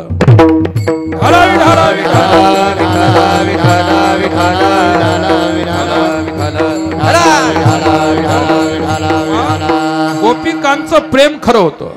गोपिकांनी प्रपंचातल्या कोणत्याही वस्तूला महत्व दिलं नाही. दिलं महत्व ते केवळ कृष्णाला, भगवंताला महत्व दिलं. देव आहे ना, काहीच गरज नाही कशाची. खरं महत्व, खरं जे असली प्रेम आहे, अनन्य प्रेम आहे, परमात्म्याच्या चरणाशी त्यांनी जोडलं. प्रपंचाचं प्रेम सुद्धा त्यांनी प्रभूचरणी वाहिलं. म्हणजे प्रपंचाचा तिरस्कार केला नाही गवळणीने, प्रपंचाला शिव्या दिल्या नाही, तिरस्कार नाही केला. प्रपंचावरही प्रेम केलं, पण प्रपंचावर प्रेम कसं केलं? भगवंत समजून. जे जे दृष्टी दिसे ते ते हरिरूप, पूजा ध्यान जपत्यासी नाही. जे जे दिसेल ते माझा कृष्ण आहे, परमात्माच आहे. विठ्ठला विठ्ठला विठ्ठला विठ्ठला विठ्ठला विठ्ठला विठ्ठला विठ्ठला विठ्ठला विठ्ठला. गोपिकांचं खरं प्रेम, असली प्रेम, सात्विक प्रेम हे भगवंतावर होतं. उदाहरण सांगतो तुम्हाला. एक मनुष्याने 3 मित्र आपल्या सासरवाडीला नेले. कुठं नेले? सासरवाडीला. तिला अशी सासरवाडी दाखवायला याला त्याला. तुम्हाला माहिती आहे, आता ज्यांच्या सासरवाड्या आहेत त्यांना माहिती आहे. विठ्ठला विठ्ठला विठ्ठला विठ्ठला विठ्ठला. आता आमच्या भाग्यातच नव्हती तर आम्ही कशाला वर्णन करत बसावं का? तुम्हाला सांगतो, 3 माणसं नेले. त्या गावचा एक जवाई, त्याचे 2 मित्र आणि घेऊन जाणारा एक, 3 जण नेले.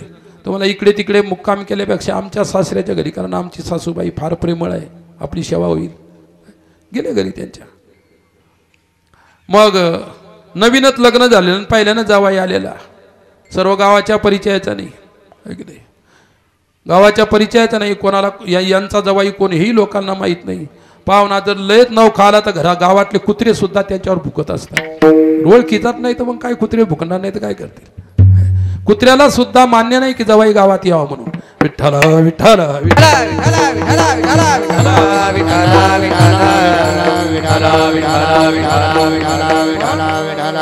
तिघ जण आता झालं जेवणाला बसले. 3 जेवायला बसले. भोजनाला बसल्यानंतर गावातल्या 2-4 बाया जमा झालेल्या त्या घरी स्वयंपाकासाठी.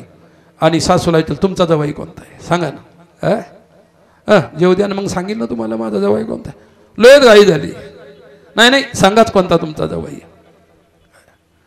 ती दुसरी बाई म्हणाली, काय विचारते, आपणच ओळखून घ्यायचं कोण जवाई असेल म्हणून.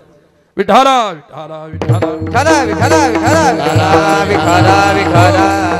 एक दुसरीला काय म्हणते, जे जास्त लाजून राहिला ना समजायचा तोच जवाई. काय याच्या 3 पैकी जो जास्त लाजत असेल समजायचं ते जवाई आहे. दुसरे म्हणजे तसं नाही म्हणाले. जास्त लाजत असेल तो जवाई नाही, जो अक्कड करून बसलेला आहे ताईट बिलकुल सासऱ्याच्या घरी, तो जवाई समजायचा. तिसरी मधातच म्हणाली, थांबा तुम्ही 2घी जणी फेल झाल्या, मी सांगते. विठ्ठला विठ्ठला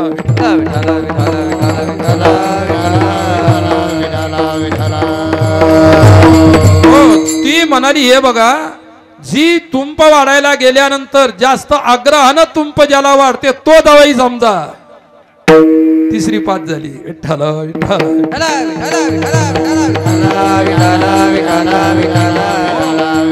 आपलंपण आहे. जिथे आपलंपण असतं तिथं प्रेम अधिक असतं.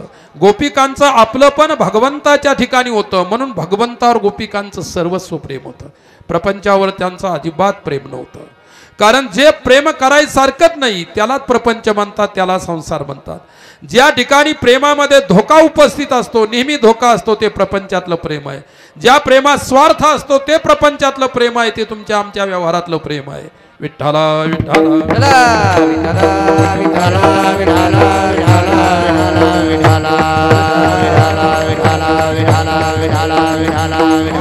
आणि आमच्या नाथबाबाने म्हटलं, एका जनार्दनी प्रेमाती गोड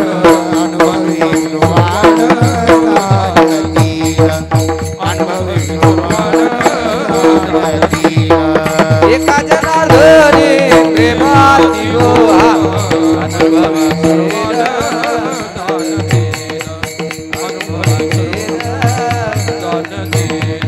एका जनार्दनी प्रेम अति गोड. एका जनार्दनी प्रेम अति गोड. एका जनार्दनी प्रेम अति गोड. अनुभवे सुरवान जाणतील. अनुभव दुर्वाण जाणतील. अनुभवे सुरवान जाणतील. अनुभव सुरवाण जाणतील. प्रेम सुख देई. प्रेम सुख देई. प्रेम सुख देई. प्रेम सुख देई.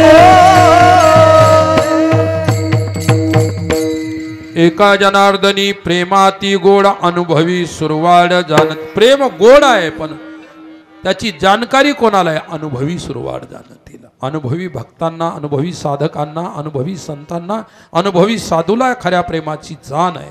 खऱ्या प्रेमाची ओळख आहे पहा, अनुभवी जो असेल त्याला ओळख आहे.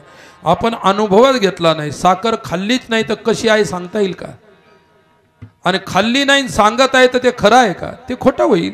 विठ्ठला विठ्ठला विठ्ठला विठ्ठला विठ्ठला विठ्ठला विठ्ठला विठ्ठला विठ्ठला विठ्ठला विठ्ठला विठ्ठला विठ्ठला विठ्ठला. तुम्हाला साखरेचं सबाई अभ्यंतर स्वरूप जाणावं लागेल. साखर कोणत्या दिशेनं खाली, गुलाबजामू कोणत्या दिशेनं तोडला ना, एका बाजूनं कडून एका बाजूनं गोड आहे का? काय संपूर्ण गोड आहे. कशामुळे? जेथे देवाचा वास आहे, वास्तव्य आहे, चिंतन आहे, साधन आहे, तेच अभंगाच्या पहिल्या. अवघेची गोड झाले, अवघेची गोड झाले, अवघेची गोड झाले, अवघेची गोड अवघेची गोड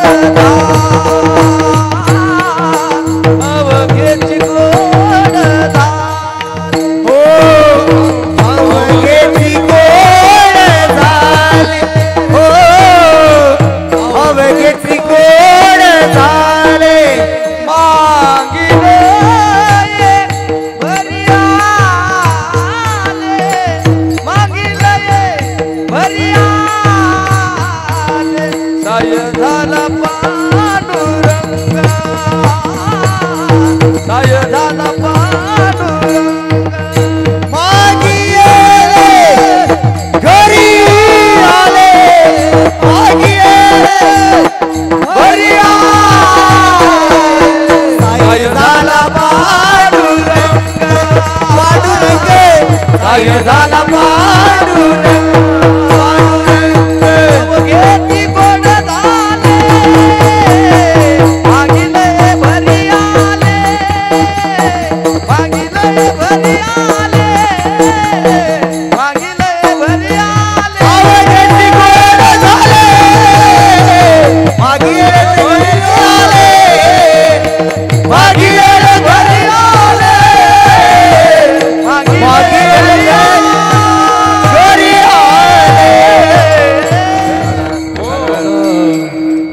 सोनियाचा दिनू आजी अमृते पाहिला, सोनियाचा दिनो अमृते पाहिला, सोनियाचा दिनू आजी अमृते पाहला, सोनियाचा दिनो आजी अमृते पाहिला.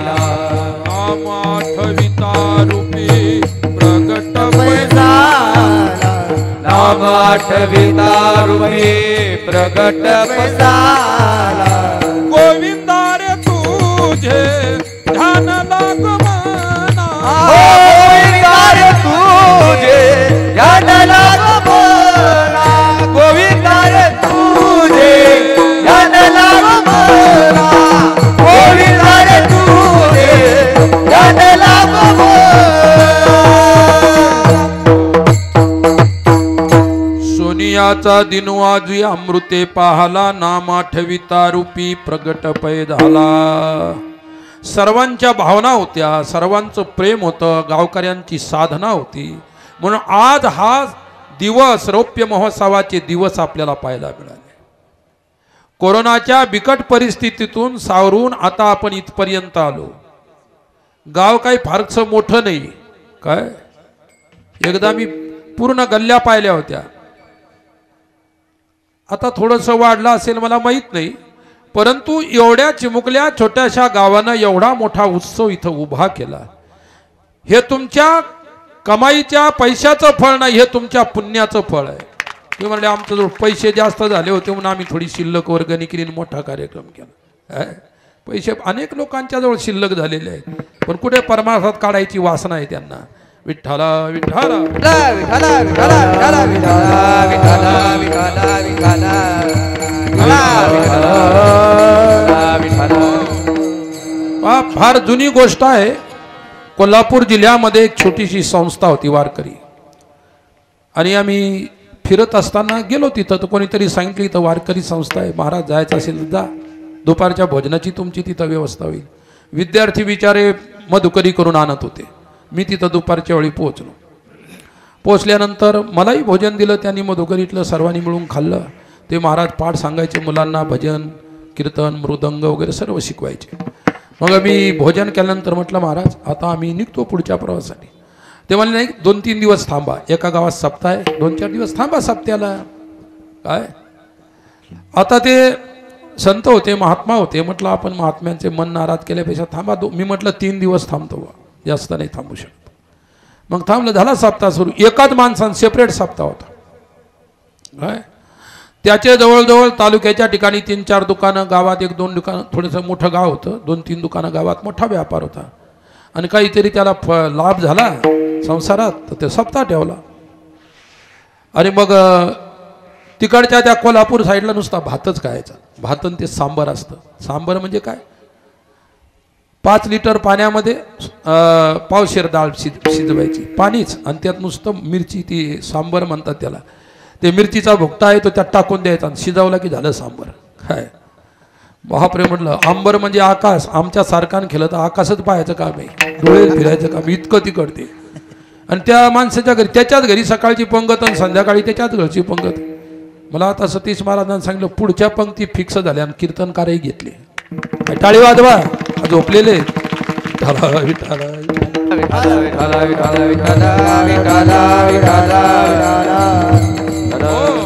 परिवर्तन झालं, प्रेम वाढलं, आदर वाढला, परमार्थाच्या प्रती आनंद आहे, पुढे करण्याची इच्छा आहे, वासना आहे, आनंदाची गोष्ट आहे. मग गेलो आम्ही तिथं सप्त्याला. सकाळी मधुकरी खाऊन गेले, संध्याकाळी विना उभा केला. संध्याकाळी खिचडी होती ती वाढली पात्रावर. दुसऱ्या दिवशी भाजी होती, ती वरण होतं, काही भात, मात्र पोळी नाही, भाकर नाही, नुसता भातच.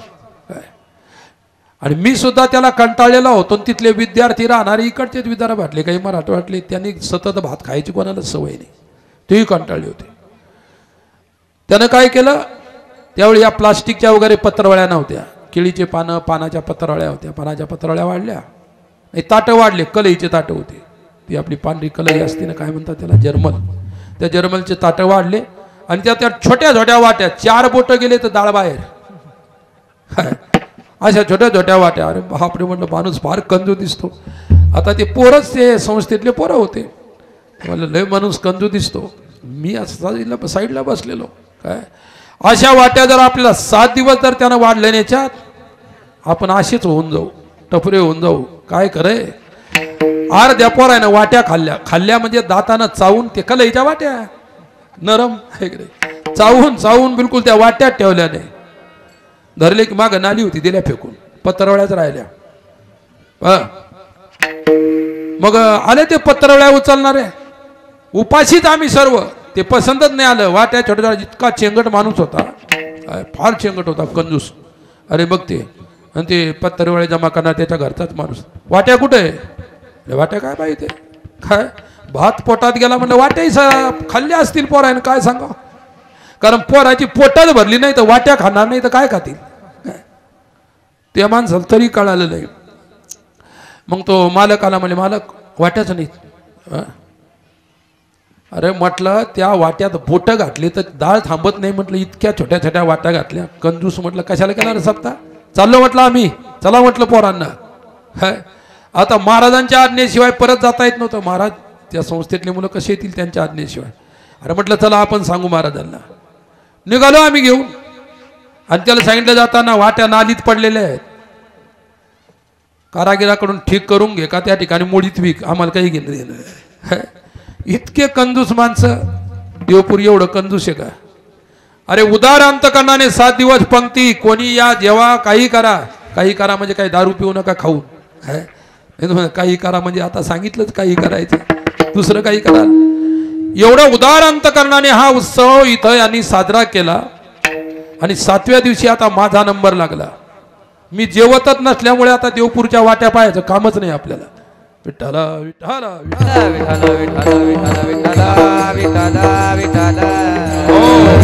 याच्या अगोदर देवपूरच्या वाट्या फार मोठ्या आहेत, मी पाहिलेल्या आहेत म्हणून सांगतो. सर्व मंडळी आनंदी आनंद आहे. 25 वर्ष ज्या गावामध्ये परमार्थ चालतो त्यांना आपली, माझी तरी हिंमत नाही बा काही बोलायची किंवा काही दूषण द्यायची, आपली हिंमत नाही. काय सर्व माणसं आनंदी आनंद चांगला अवघेची गोड झाले त्यांनी जे केलं 7 दिवस आणि 25 वर्ष मागे सर्व गोड झालं सर्व फळाला आलं मागे जे केलं त्याचं इतकं गोड फल मिळालं काय सांगू याचं कारण एकच तुम्ही करू शकत नाही कशामुळे दुसऱ्या चरणात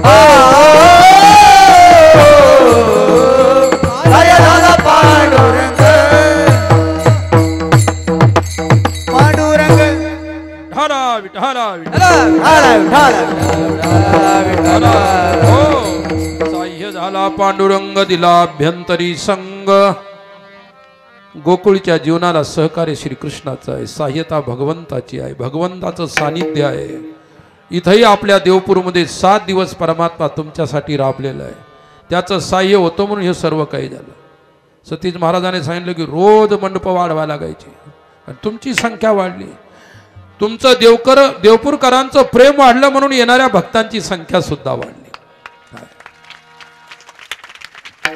आजही मंडप वाढवा लागला नसता काही बरेच माणसं उन्हात आहेत दिवसा आणि रात्रीचा फरक आहे रात्री नसले मंडप तरी गरज नाही तरी सुद्धा एवढे स्तब्ध आणि शांत बसलेले आहेत व्यवस्थेची कोणती कमी नाही विठ्ठला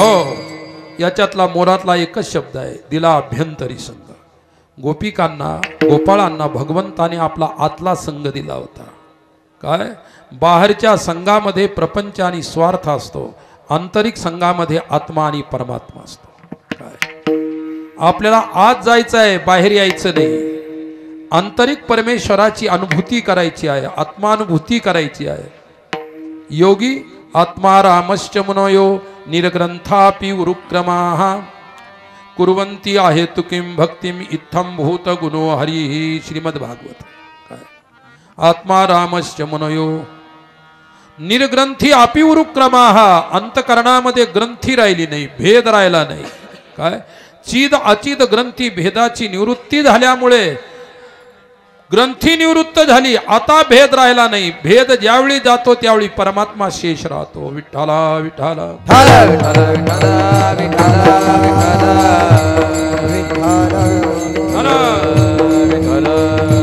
हो जनाई म्हणतात हृदयबंदी खाना केला आत विठ्ठल कोंडीला हृदयाचं घर केलं हृदयाचं मंदिर केलं आणि त्याच्यामध्ये परमेश्वराला वास्तव्याला ठेवलेलं आहे ते झालं भक्ताची गोष्ट दिला अभ्यंतरी संग देवाने आपल्या हृदयाला घर केलं आणि त्याच्यात भक्ताची स्थापना केली कोणती मूर्ती स्थापना केली भगवंताने आपल्या अंतकरण रूपी मंदिरामध्ये भगवत भक्ताच्या मूर्तींची स्थापना केलेली आहे.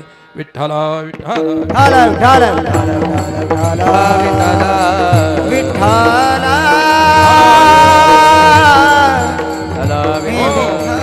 गोपिकांच्या अनन्य भक्तीला पाहून भगवंताने गोपिकांना आपल्या हृदयाचं स्थान दिलं. राहिला प्रश्न गोपाळांचा. काय वैष्णवांचं जीवन साधूचं जीवन असं असतं. बुडत हे जन न देखवे डोळा हे तो कळवळा मनोनिया मनोनिया तो कळवळा मनोनिया हो बुडत हे जन न देखवे डोळा हे तो कळवळा मनोनिया तो कळवळा मनोनिया बुडत हे जन न देखवे डोळा हे तो कळवळा मनोनिया हे तो कळवळा मनोनिया बुडत हे जन न देखवे डोळा येतो कळवळा मनोनिया. जगाच्या कल्याणा संतांच्या विभूती आदी आदी. साह्य झाला पांडुरंग गोपिकांना. साह्य पांडुरंग झाल्यानंतर अनंत लीला गोपिकांच्या सानिध्यात केल्या. श्रीमद भागवताच्या दशमस्कंधामध्ये भगवंताच्या अवतार प्राकट्यापासून तर गायी चारण्याच्या पर्यंतच्या गोधन चारण्यापर्यंतच्या लीला त्या काल्याच्या लीला असतात. विठ्ठला विठ्ठला विठ्ठला विठ्ठला विठ्ठला विठ्ठला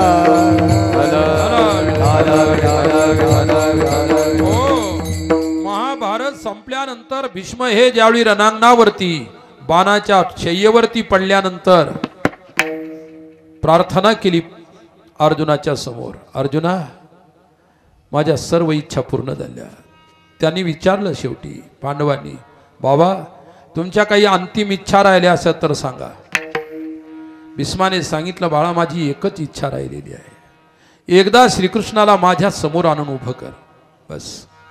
मी डोळे भरून त्यांना पाहिल आणि मग कायमचे डोळे मिटून देईल. विठ्ठला विठ्ठला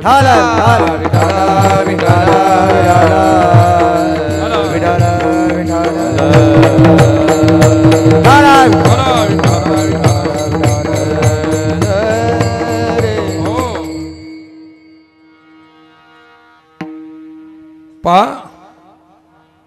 आखिया झाई परी आखिया झाई परी पंथ निहारी निहारी जिभडिया छाला पडा राम पुकारी पुकारी. कबीरांचे शब्द आहेत. आखिया झाई परी पंथ निहारी निहारी.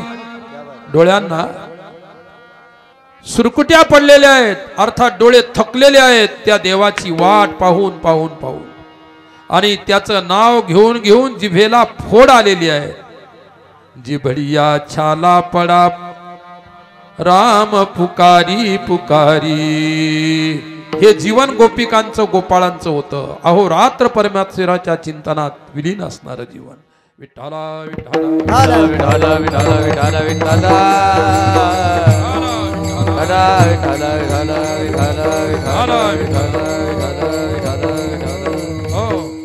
आयुष्यामध्ये कधी सुख पाहिलं नाही कधी दुःख पाहिलं नाही. पाहिला तर फक्त कृष्ण पाहिला गोपाळाने सुद्धा.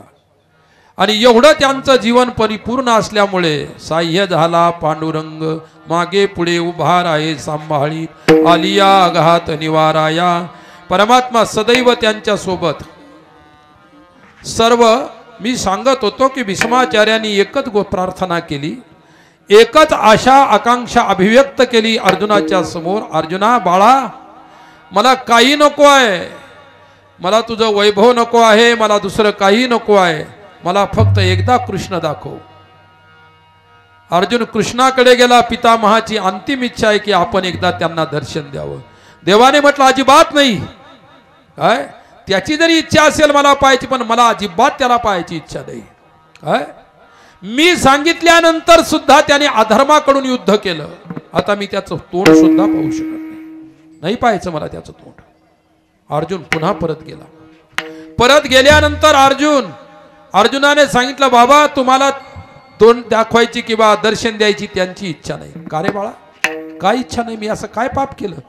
आयुष्यभर ज्याच्या चिंतनात युद्धात ज्यावेळी मी बाण सोडायचो त्या बाणावरती कृष्णाचं ध्यान करून बाण सोडायचो, म्हणून तुझ्या बाणांचा प्रभाव पडत नव्हता. हे लक्षात ठेव. असं मी कोणतं पातक केलं की शेवटच्या वेळी देव माझ्या समोर येऊन उभा राहायला तयार नाही? त्याच वेळी भीष्म काय म्हणतात, अर्जुना मला खंत वाटते. काय? तुझा देव धर्माचं व्याख्यान करू शकतो, पण मला असं वाटायला लागलं की तुझ्या देवालाही धर्म कळाला नाही. विठ्ठला विठ्ठला विठ्ठला विठ्ठला विठ्ठला विठ्ठला विठ्ठला. तुझ्या देवानं गीतेत सांगितलं की स्वधर्मे निधनम श्रेय परधर्मो भयावह किंवा सर्व धर्मान परित्यज्य मामेकम शरणम व्रज. हे तुझ्या देवाने तुला हे तत्वज्ञान सांगितलं, पण धर्माचा व्याख्याता देव त्यालाही धर्म कळाला नाही मला असं वाटतं. अर्जुना शेवटचा निरोप घेऊन जा. शेवटी मर्जी कृष्णाची. यायचं असेल तर येईल, नसेल यायचं त्याची मर्जी आहे. काय? भीष्म बाणेदारपणा अंगात आहे. ज्याचं जीवन निर्मल असतं, निष्पक्ष असतं, पक्षपाती जीवन जगणारा माणूस वेगळी भाषा बोलतो, वेगळं आचरण करतो, इकडे बोलतो तिकडे काय बोलतो, इकडे काय करतो तिकडे काय करतो, त्याचा काही ठिकाणा नाही. परंतु निष्पक्षपाती असणारा साधू भीष्माचार्य आहे. जा तुझ्या देवाला सांग, महाभारताच्या युद्धामध्ये मी हे रण गाजवलं आणि ते रण गाजवत असताना तुझ्या भक्ताची अर्जुनाचे बाण माझ्या रोमारोमाच्या ठिकाणी घुसलेले आहेत. युद्धाच्या अगोदर मी एवढीच अर्जुनाला निवेदन केलं होतं, सर्वत्र बाण मार पण डोळ्यात बाण मारू नकोस. सर्वत्र बाण मार पण डोळ्याला माझ्या बाण मारू नको. जाताना मला कृष्ण पाहून जायचं आहे. विठ्ठला विठ्ठला विठ्ठला विठ्ठला विठ्ठला विठ्ठला. तुझा देव म्हणतो की अधर्माकडून युद्ध केलं, अधर्मासाठी युद्ध केलं. त्याला सांग की तुझे बाण माझ्या रोमारोमाच्या ठिकाणी रुतलेले आहेत. त्या रोमारोमातून माझे रक्ताचे थेंब माझ्या शरीराच्या बाहेर पडले आणि तू जे माझं रक्त वाहवलं त्याच्यातून माझा अधर्म तर वाहिलाच त्या रक्तातून, पण धर्म सुद्धा वाहून गेला. सांग त्याला की भीष्मामध्ये ना धर्म उरलेला आहे ना अधर्म उरलेला आहे. धर्माच्या पलीकडचं भीष्मांचं जीवन आहे. आता त्याला यायचं असेल तर येईल, नाही तर नसेल. तेच अर्जुनांना देव पळत सुटला तिकडे दर्शन द्यायला. विठ्ठला विठ्ठला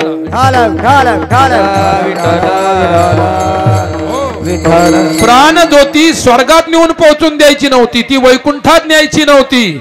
प्राण ज्योतीला सद्गती द्यायची नव्हती, प्राणगतीला कृष्णात विलीन व्हायचं होतं. म्हणून कृष्णाला पाहायचं होतं. काय? देवाला सांगितलं मी एवढ्यासाठीच बोलावलं, मला इकडे तिकडे विलीन व्हायचं नव्हतं. काय? उपनिषद सांगतात तत्रैव प्रविलीयते. सृष्टी ज्याच्यातून उत्पन्न झाली त्याच्या शेवटी लय पावत असते. हा तुझ्या उपनिषदाचा सिद्धांत आहे. म्हणून तुझ्यातून माझा जन्म झाला तर माझा अंत सुद्धा तुझ्यातच होणार. कोणात? देवात. म्हणून मी थांबलो तो फक्त प्राण ज्योती तुझ्यात विलीन करण्यासाठी. धर्म अधर्माच्या पलीकडचं जीवन हे साधू जीवन आहे. तो पापाला भेट नाही आणि पुण्यवानालाही भेट नाही. पाप करायला तुम्ही म्हणाल की पाप करायला घाबरत नाही का? तो पापच करत नाही, कारण प्रवृत्ती मावळलेली असती पाप करण्याची. पुण्य करण्याची प्रवृत्ती मावळलेली असते आणि पाप करण्याची सुद्धा प्रवृत्ती मावळली असते, कारण साधूचा मार्ग निवृत्ती मार्ग आहे. विठ्ठला विठ्ठला विठ्ठला विठ्ठला विठ्ठला विठ्ठला विठ्ठला विठ्ठला विठ्ठला. आणि ते चिंतन तिसऱ्या कडव्यात दिलेलं आहे. थडिये पावता तो थडिये पावता तो ठाव, थडिये पावता तो ठाव, थडिये पावता तो वाव, थडिये पावता तो वाव, थडिये पावता तो ठाव, थडी पावता तो वाव, थडिये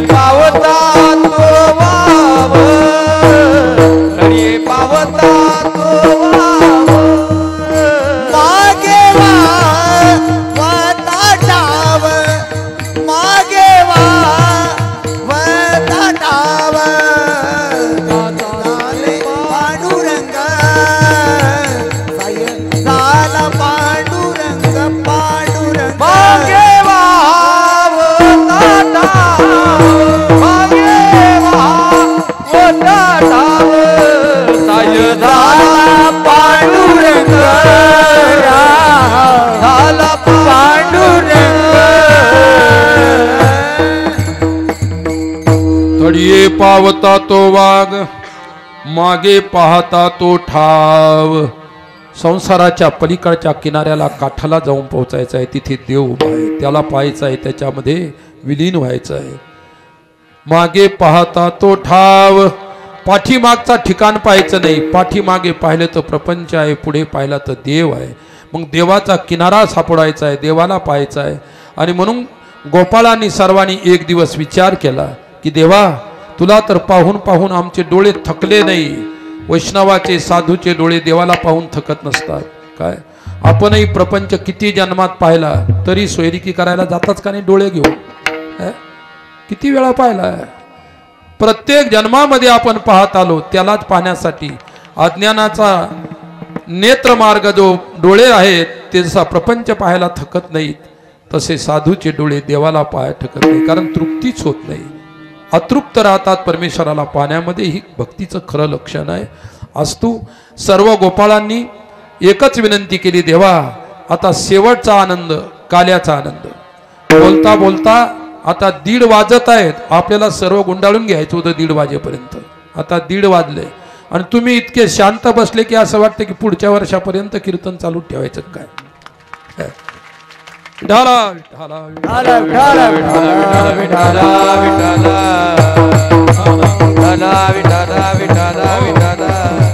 म्हणून पुढचं अधिक चरित्र न सांगता एका काही 2-3 मिनिटामध्ये सांगतो की ज्यावेळी परमेश्वराला त्यांनी प्रार्थना केली, देवा गावात राहून राहून कंटाळा आला, चला आता बाहेर. 25 सप्ताह कुठं केला?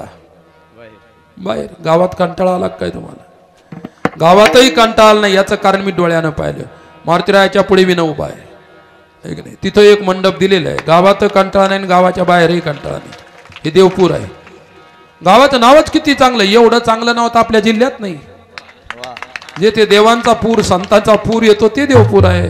विठ्ठला विठ्ठला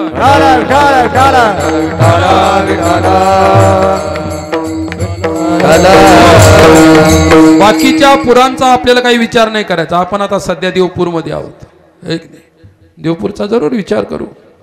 आता देवपूरच्याही मंडळीला 25 वर्षानंतर परमेश्वराच्या चरणापर्यंत पोहोचायचं आहे आणि ते प्रसादाने पोहोचल्या जातं. प्रसाद घ्यायचा आहे. तो प्रसाद म्हणजे वैष्णवांचा काला आहे. सर्व गोपाळांनी प्रार्थना केली, विनंती केली, देवा आता एकदा आम्हाला काल्याचा प्रसंग दाखवा. आणि सर्व गायी गोपाळ गोधन जंगलात गेले, अरण्यात गेले, वृंदावनात गेले आणि यमुनेच्या वाळवंटात गेले. तुका म्हणे वाळवंट बरवे उत्तम. अशा वाळवंटामध्ये गेल्यानंतर पुष्कळ खेळ खेळले. खेळ खेळल्यानंतर म्हणतात थकले. थकल्यानंतर त्यांना भुका लागल्यानं आता भोजनाची वेळ आली. आता आपल्यालाही काला घेण्याची वेळ आली. विठोबार कुमाई जय विठोबार कुमाई विठोबार विठोबार कुमाई विठोबार कुमाई विठोबार कुमार विठोबार कुमार विठोबार कुमार विठोबार कुमार विठोबार कुमार विठोबार कुमार विठोबार कुमार विठोबार कुमाई जय जय विठोबार कुमाई विठोबार कुमाई विठोबार कुमाई विठोबार कुमाई.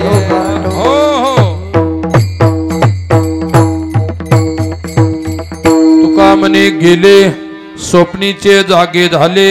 मागचे 25 वर्ष गेले तुकोबाराय म्हणतात. पण जे काही स्वप्नामध्ये होतं 25वा रौप्य महोत्सव भव्य दिव्य करायचा, ती जागृती या वर्षी झाली या रौप्य महोत्सवाच्या स्वरूपात. आज हे देवपूर, देव शब्दाचा अर्थ आहे प्रकाश. देव प्रकाशने या संस्कृत धातूपासून देव शब्द बनतो. देव शब्दाचा अर्थ आहे प्रकाश.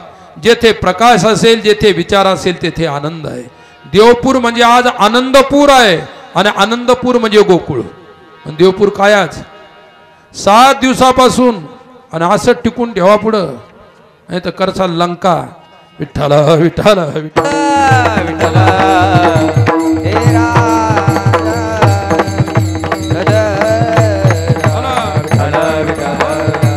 7 दिवस शांत, 8 दिवस शांत. मग 8 दिवस झाले, हिशोबाची वेळ आली आणि इतकं जास्त खर्च केल्याने आणि याला आपल्याच पाहुण्याला बुंदी वाढत बसला होता.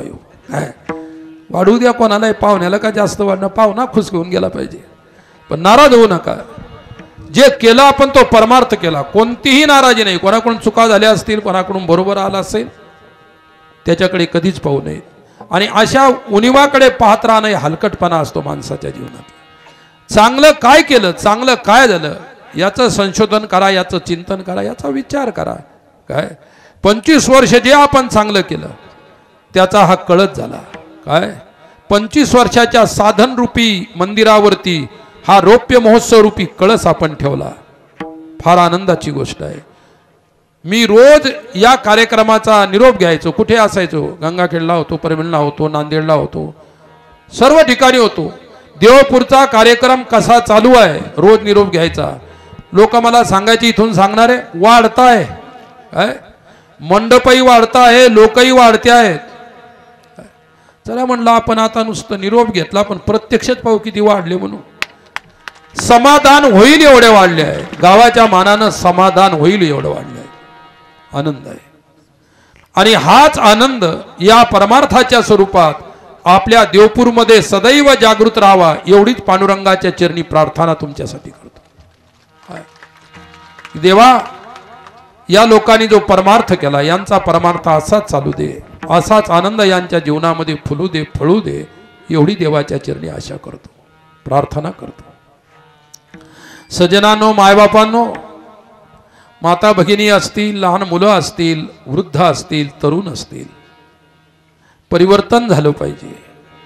नुसते कीर्तन ऐकायचे नाही, ऐकून नुसते फेकून द्यायचे नाही, परिवर्तन घडवायचे आहेत. परिवर्तन झाल्याशिवाय आपण केलेल्या कष्टाचा भाग किंवा कष्टाचं फल खऱ्या अर्थाने मिळत नाही. म्हणून देवपूरमध्ये खूप आता परिवर्तन वाटायला लागलं. कारण 2 वर्षामध्ये यायचं कामच नाही पडलं. कोरोनानं सांगितलं कोणत्याच गावाला जाऊ नका, सप्ताह करू नका, भजन करू नका, पूजन करू नका, मोर्चे काढा, निवडणुकी करा, हे कोरोनानं सांगितलं. झालं सर्व. कोरोनामध्ये निवडणुका झाल्या, गर्द्या झाल्या, मोर्चे झाले, आजही चालू आहेत, भविष्यात होतील. मग आमच्या भजनानंच काय केलं तुम्हाला? कुठं भजन टसू लागलं? भजन बंद, एकत्र यायचं नाही, दिंडी काढायची नाही, पंढरपूरची यात्रा नाही. आता दिलं परमेश्वर दिलं, पण सांगितलं डोकं टेकवायचं नाही. अरे बापरे, इतके नियम आम्हालाच कशाला लावले तुम्ही? जायच सरळ लाईन मध्ये गेलं की सरळ हात जोडायचे आणि पुढं, सरळ हात गेलं की पुढं, डोकं टेकवायचं नाही. आमच्या डोक्यात का कोरोना घुसून बसलेलं आहे काय? काय चला, काही हरकत नाही. आपल्या निर्बंध लादले असतील इतरांच्या पेक्षा जास्त, पण त्याच्यातून आपला जास्त परमार्थही आपल्याला करायला मिळाला. कोणाची पारायण झाली, कोणाचं नामस्मरण झालं, कोणी अनुष्ठानं केली, काय चांगलं झालं. म्हणजे कोरोना आला आणि आपल्यासाठी चांगलं झालं हे नाही मला म्हणायचं. कोरोना आला हे नाही चांगलं झालं, पण आपल्याला भक्ती घडली एवढं मात्र चांगलं झालं. आणि आता सुरुवात झालेली आहे. एवढे लोक इतके जमायला जमत नव्हते, पण आता जमत आहे. जेवढ्या संख्येमध्ये जमायचं तेवढ्या संख्येत जमा. कोणालाही घाबरू नका, सरकारलाही सुद्धा घाबरू नका. जमा तुम्ही. ते लोक जमू शकतात, आपल्याला जमायला काय झालं? आपण घाबरलो, आपण भ्यालो, म्हणून आपण अशा प्रकारचे मागे राहिलो. आणि मला एकच सांगायचं, जगाच्या पाठीवरती एवढे जाती पंथ धर्म कोणत्याही देशामध्ये नाहीत. हा विविध जाती पंथ धर्माने नटलेला हा देश आहे. आणि या देशामध्ये संख्येच्या मानानं, लोकसंख्येच्या मानानं सर्वात कमी कोरोना होता. ही कोणाची कृपा? ही तुमच्या आमच्या परमार्थाची कृपा आहे. नाही या देशाचा कोणीच वाली उरलेला नाही, लक्षात ठेवा. अर्धा देश मेला असता, पण पांडुरंगाने वाचवला, म्हणून देवाला धन्यवाद द्या. दुसरी गोष्ट, सरकारने व्हॅक्सिनेशन केलं. जगामध्ये 1 नंबरचं व्हॅक्सिनेशन या देशात झालं. 1,37 करोड लोकसंख्या या देशाची. अमेरिकेची फक्त 35 करोड आहे. किती पटीनं आपण जास्त आहोत? कमीत कमी 3 पटीनं तर नक्कीच जास्त आहोत. पण तिथं जेवढी माणसं मेली, जेवढा कोरोनाचा प्रादुर्भाव झाला, जगात 1 नंबर महासत्ता विकसित असणारा देश. इथं तर कोणाची चप्पल कोणाच्या पायाला नाही, कोणाचाच बूट कोणाच्या पायाला नाही, तरी सुद्धा जमलं. जमण्याचं कारण एक तर इथे अवतार, ऋषी मुनी, साधू संत, नामस्मरण, परमार्थी भक्ती या सर्वांनी मिळून आपल्या देशाला तारलं. कोणता पंथ असेल, कोणता धर्म असेल, कोणताही समाज असेल, आपल्याला काही घेणं देणं नाही. फक्त आपल्या धर्मानं तारलं एवढं मला आवर्जून सांगावंसं वाटतं. आणि ते धर्मकार्य 25 वर्षापासून या देवपुरामध्ये होतं. आणि देवपुरामध्ये झाल्यानंतर आज त्याचा 25वा रौप्य महोत्सव होतो. आणि या रौप्य महोत्सवामध्ये वेगवेगळ्या संत महात्म्यांच्या वाणीतून तुम्हाला 7 दिवस कीर्तन आणि कीर्तनातून भक्तीचे विचार, ज्ञानाचे विचार, परमार्थाचे विचार श्रवण करायला मिळाले. आणि योगायोगानं तुमचं माझ्यावरही प्रेम असल्यामुळे मलाही सुद्धा काल्याच्या सेवेच्या स्वरूपात तुम्हाला हे चिंतन द्यायला मिळालं. काय कृष्णाच्याच गोष्टी मी नुसत्या सांगत तुम्हाला नाही बसलो. आजच्या काळाच्या गोष्टी सांगणं गरजेचं असतं. आणि म्हणून आजच्या काळाच्या संदर्भात सुद्धा 2 शब्द बोललो. पंथ आणि संप्रदायावर सुद्धा 2 शब्द मी बोललो जरूर, परंतु ही पंथाची संप्रदायाची कळकळ म्हणून बोललो. कोणाला बोललो अशातला प्रश्न नाही. आणि कोणाला वाटतही असेल मला बोलले काय, तो तुझा प्रश्न आहे, माझा काहीच प्रश्न नाही त्याच्यात. सत्य बोलायचं, खरं बोलायचं, तळमळीनं बोलायचं, काय तिडकीनं बोलायचं, अंतकरणातून बोलायचं, हा साधूचा धर्म असला पाहिजे. आणि या धर्मातून हा भव्य दिव्य उत्सव इथे साजरा करण्यात आला. हरिभक्त परायण वैकुंठवासी श्री नामदेव महाराज पळसखेड भटचे यांच्या बाबांच्या प्रेरणेतून कार्तिक शुद्ध एकादशीच्या फिरतीवारीच्या निमित्ताने अखंड हरिनाम सप्ताह, भागवत कथा, ज्ञानयज्ञ व सप्ताहातील दैनंदिन जे कार्यक्रम झाले, या कार्यक्रमाला कथाकार, तरुण कथाकार हरिभक्त परायण सोपान महाराज मुंडे पोहूर लोणार यांच्या वाणीतून आपण कथा श्रवण केली. त्याचप्रमाणे या सप्ताहाला नेहमीचं मार्गदर्शन, वयानं लहान, दिसायला लहान, कमी वयाचे आणि आमचे अतिशय जवळचे सतीश महाराज डोईफळे यांच्या मार्गदर्शनातून आपल्याला हा कार्यक्रम अशा प्रकारचा सुंदर आणि सुरेख करता आला. कारण कोणतंही मार्गदर्शन आणि नियोजन असल्याशिवाय कोणतंही व्यवस्थित होत नसतं. आणि म्हणून सतीश महाराजांचं मार्गदर्शन लाभलं. आणि आमच्या अनेक संतांच्या, ज्यांनी 25 वर्षामध्ये इथे अव्याहत सेवा दिल्या, असे आमचे संत मंडळी, त्यापैकी आमचे आपल्या परिसरातील वृद्ध संत हरिभक्त परायण दामोदर महाराज आज उपस्थित आहेत, स्टेजवरही बसलेले आहेत. महाराजांनी आयुष्यभर परमार्थ केला. जेवढी समाजाची सेवा करायची सात्विकतेनं, निष्काम भावनेनं सेवा केली. महाराजही उपस्थित आहेत. त्याचप्रमाणे बाळाभाऊ महाराज घाटनांद्रा, देवीदास महाराज केसापूर, गुणवंत महाराज मनूर, शांताराम महाराज कुऱ्हे, सुभाष महाराज, आमचे सुभाष महाराज बुलढाण्याचे, तुकाराम महाराज चौथेकर, हरिभक्त परायण भाऊराव महाराज घाटनांद्रा, बिलारी गुरुजी केसापूर, आमचे त्र्यंबक महाराज. मी जेव्हापासून या सप्ताहाला येतो, आमचे त्र्यंबक बाबा प्रत्येक सप्ताहामध्ये प्रश्न, ज्यांनी 7 दिवस येथे तपश्चर्या केली, आपल्यासाठी वेळ दिला, असे आमचे सर्व गायक मंडळी, वादक मंडळी, काय आणि आमचे हे साईडनं उभे असणारे चिमुकले वैष्णव, काय बरं वाटतं ना तुम्हाला इकडचं? तुमचे पाव वैकित झाले, तुम्ही सुद्धा आम्हाला बरेच वाटत आहेत म्हणून शांत बसले थोडेसे. काय चांगली गोष्ट आहे. हे लहान लहान मुलं आपल्या जागदरीच्या संस्थेमध्ये आमच्या सतीश महाराजच्या सानिध्यात, शंकरबाबाच्या मठावर आपल्या परमार्थाचं शिक्षण घेतात, संस्थेतलं शिक्षण घेतात आणि शाळाही शिकतात. कारण केवळ एकच शिक्षण नको, दोन्ही शिक्षण पाहिजे. पोट भरायचंही शिक्षण पाहिजे, देवालाही खुश करायचं शिक्षण पाहिजे. दोन्ही शिक्षण शंकरबाबांच्या मठावरती या मुलांना दिल्या जातं, हे लक्षात ठेवा. म्हणून असे सर्व गुणीजन मुनिजन उपस्थित, आता आमच्या माता भक्त असतील, पुरुष भक्त असतील, या सर्वांना पाहून मला अतिशय आनंद होत आहे. आज आपण पंढरपुरामध्ये नाही, पण आपल्या देवपूरमध्ये पंढरपूर अवतरलेलं आहे. काय पंढरपुरामध्ये नाही आपण, आणि ज्या अर्थी देवपूरमध्ये पंढरपूर अवतरलं तर पांडुरंग जरूर कुठेतरी उभा आहे, पाहताय आपल्याकडे कोण कोण आले म्हणून. सर्वांना तो पाहतो, त्याची नजर, त्याची दृष्टी फार मोठी आहे. अस्तु देवपूरकरांनी केलेले हे महान कार्य, रौप्य महोत्सवाचा हा उत्सव फार मोठ्या उल्हासाने, आनंदाने, प्रेमाने 7 दिवसपर्यंत या सोहळ्याला साजरं केलं. आणि भगवंताने आपल्याला साथ दिली. पाऊस सांगितला होता किती तारखेपासून? 12 तारखेपासून तर 17 तारखेपर्यंत, कोणी म्हणाले 22 तारखेपर्यंत पाऊस पडला असेल काही भागामध्ये. मी गंगाखेडला गेलो, माझं कीर्तन ज्या गावात होतं सकाळी त्याच्या शेजारच्या गावात 1 घंटापूर्वी पेंडकवणी पाऊस पडला, म्हणजे चांगला पडला. तेवढा जर आमच्या मनपावर आला असता तर विक्षेप झाला असता, लोकांना बसायला जागा नव्हती, लोक भयंकर जमलेले. तसं आपल्याला परमेश्वराने सहाय्य केलं, सहाय्य झाला पांडुरंगानं सहाय्य केलं आणि आपले 7ही दिवस आनंदाने गेले. आता फक्त काही घंटे आनंदात घालवायचे आहेत. काय आपला महाप्रसाद घेईपर्यंत आपल्याला आनंदाने महाप्रसाद घ्यायचा आहे.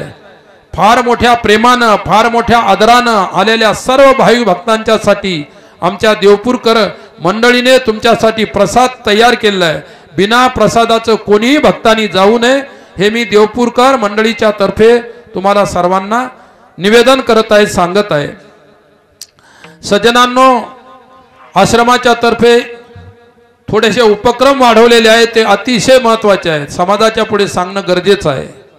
आश्रमाने वृद्धाश्रम आणि अनाथ आश्रम हे 2 आश्रम चालवायचे, म्हणजे आश्रमातूनच या 2 गोष्टी चालवण्याचा नियम केलेला आहे.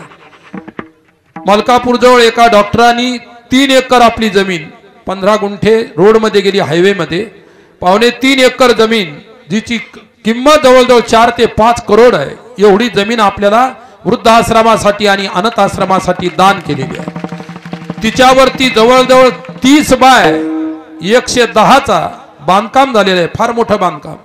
त्याच्यामध्ये 20 बाय 20च्या 5 खोल्या, संडास, बाथरूम सहित त्याला व्हरांडा वगैरे सर्व.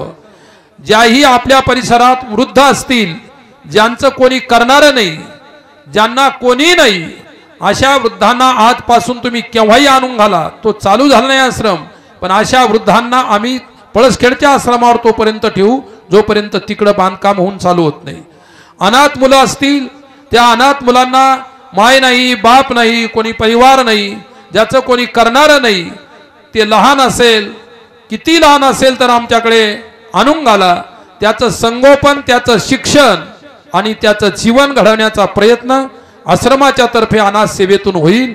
अशा प्रकारचे 2 उपक्रम तर आहेच आश्रमाचे, पण आता त्याला मूर्ती रूपानं चालू करायचे आहेत. दोघीच्या कोपरात मी व्हावे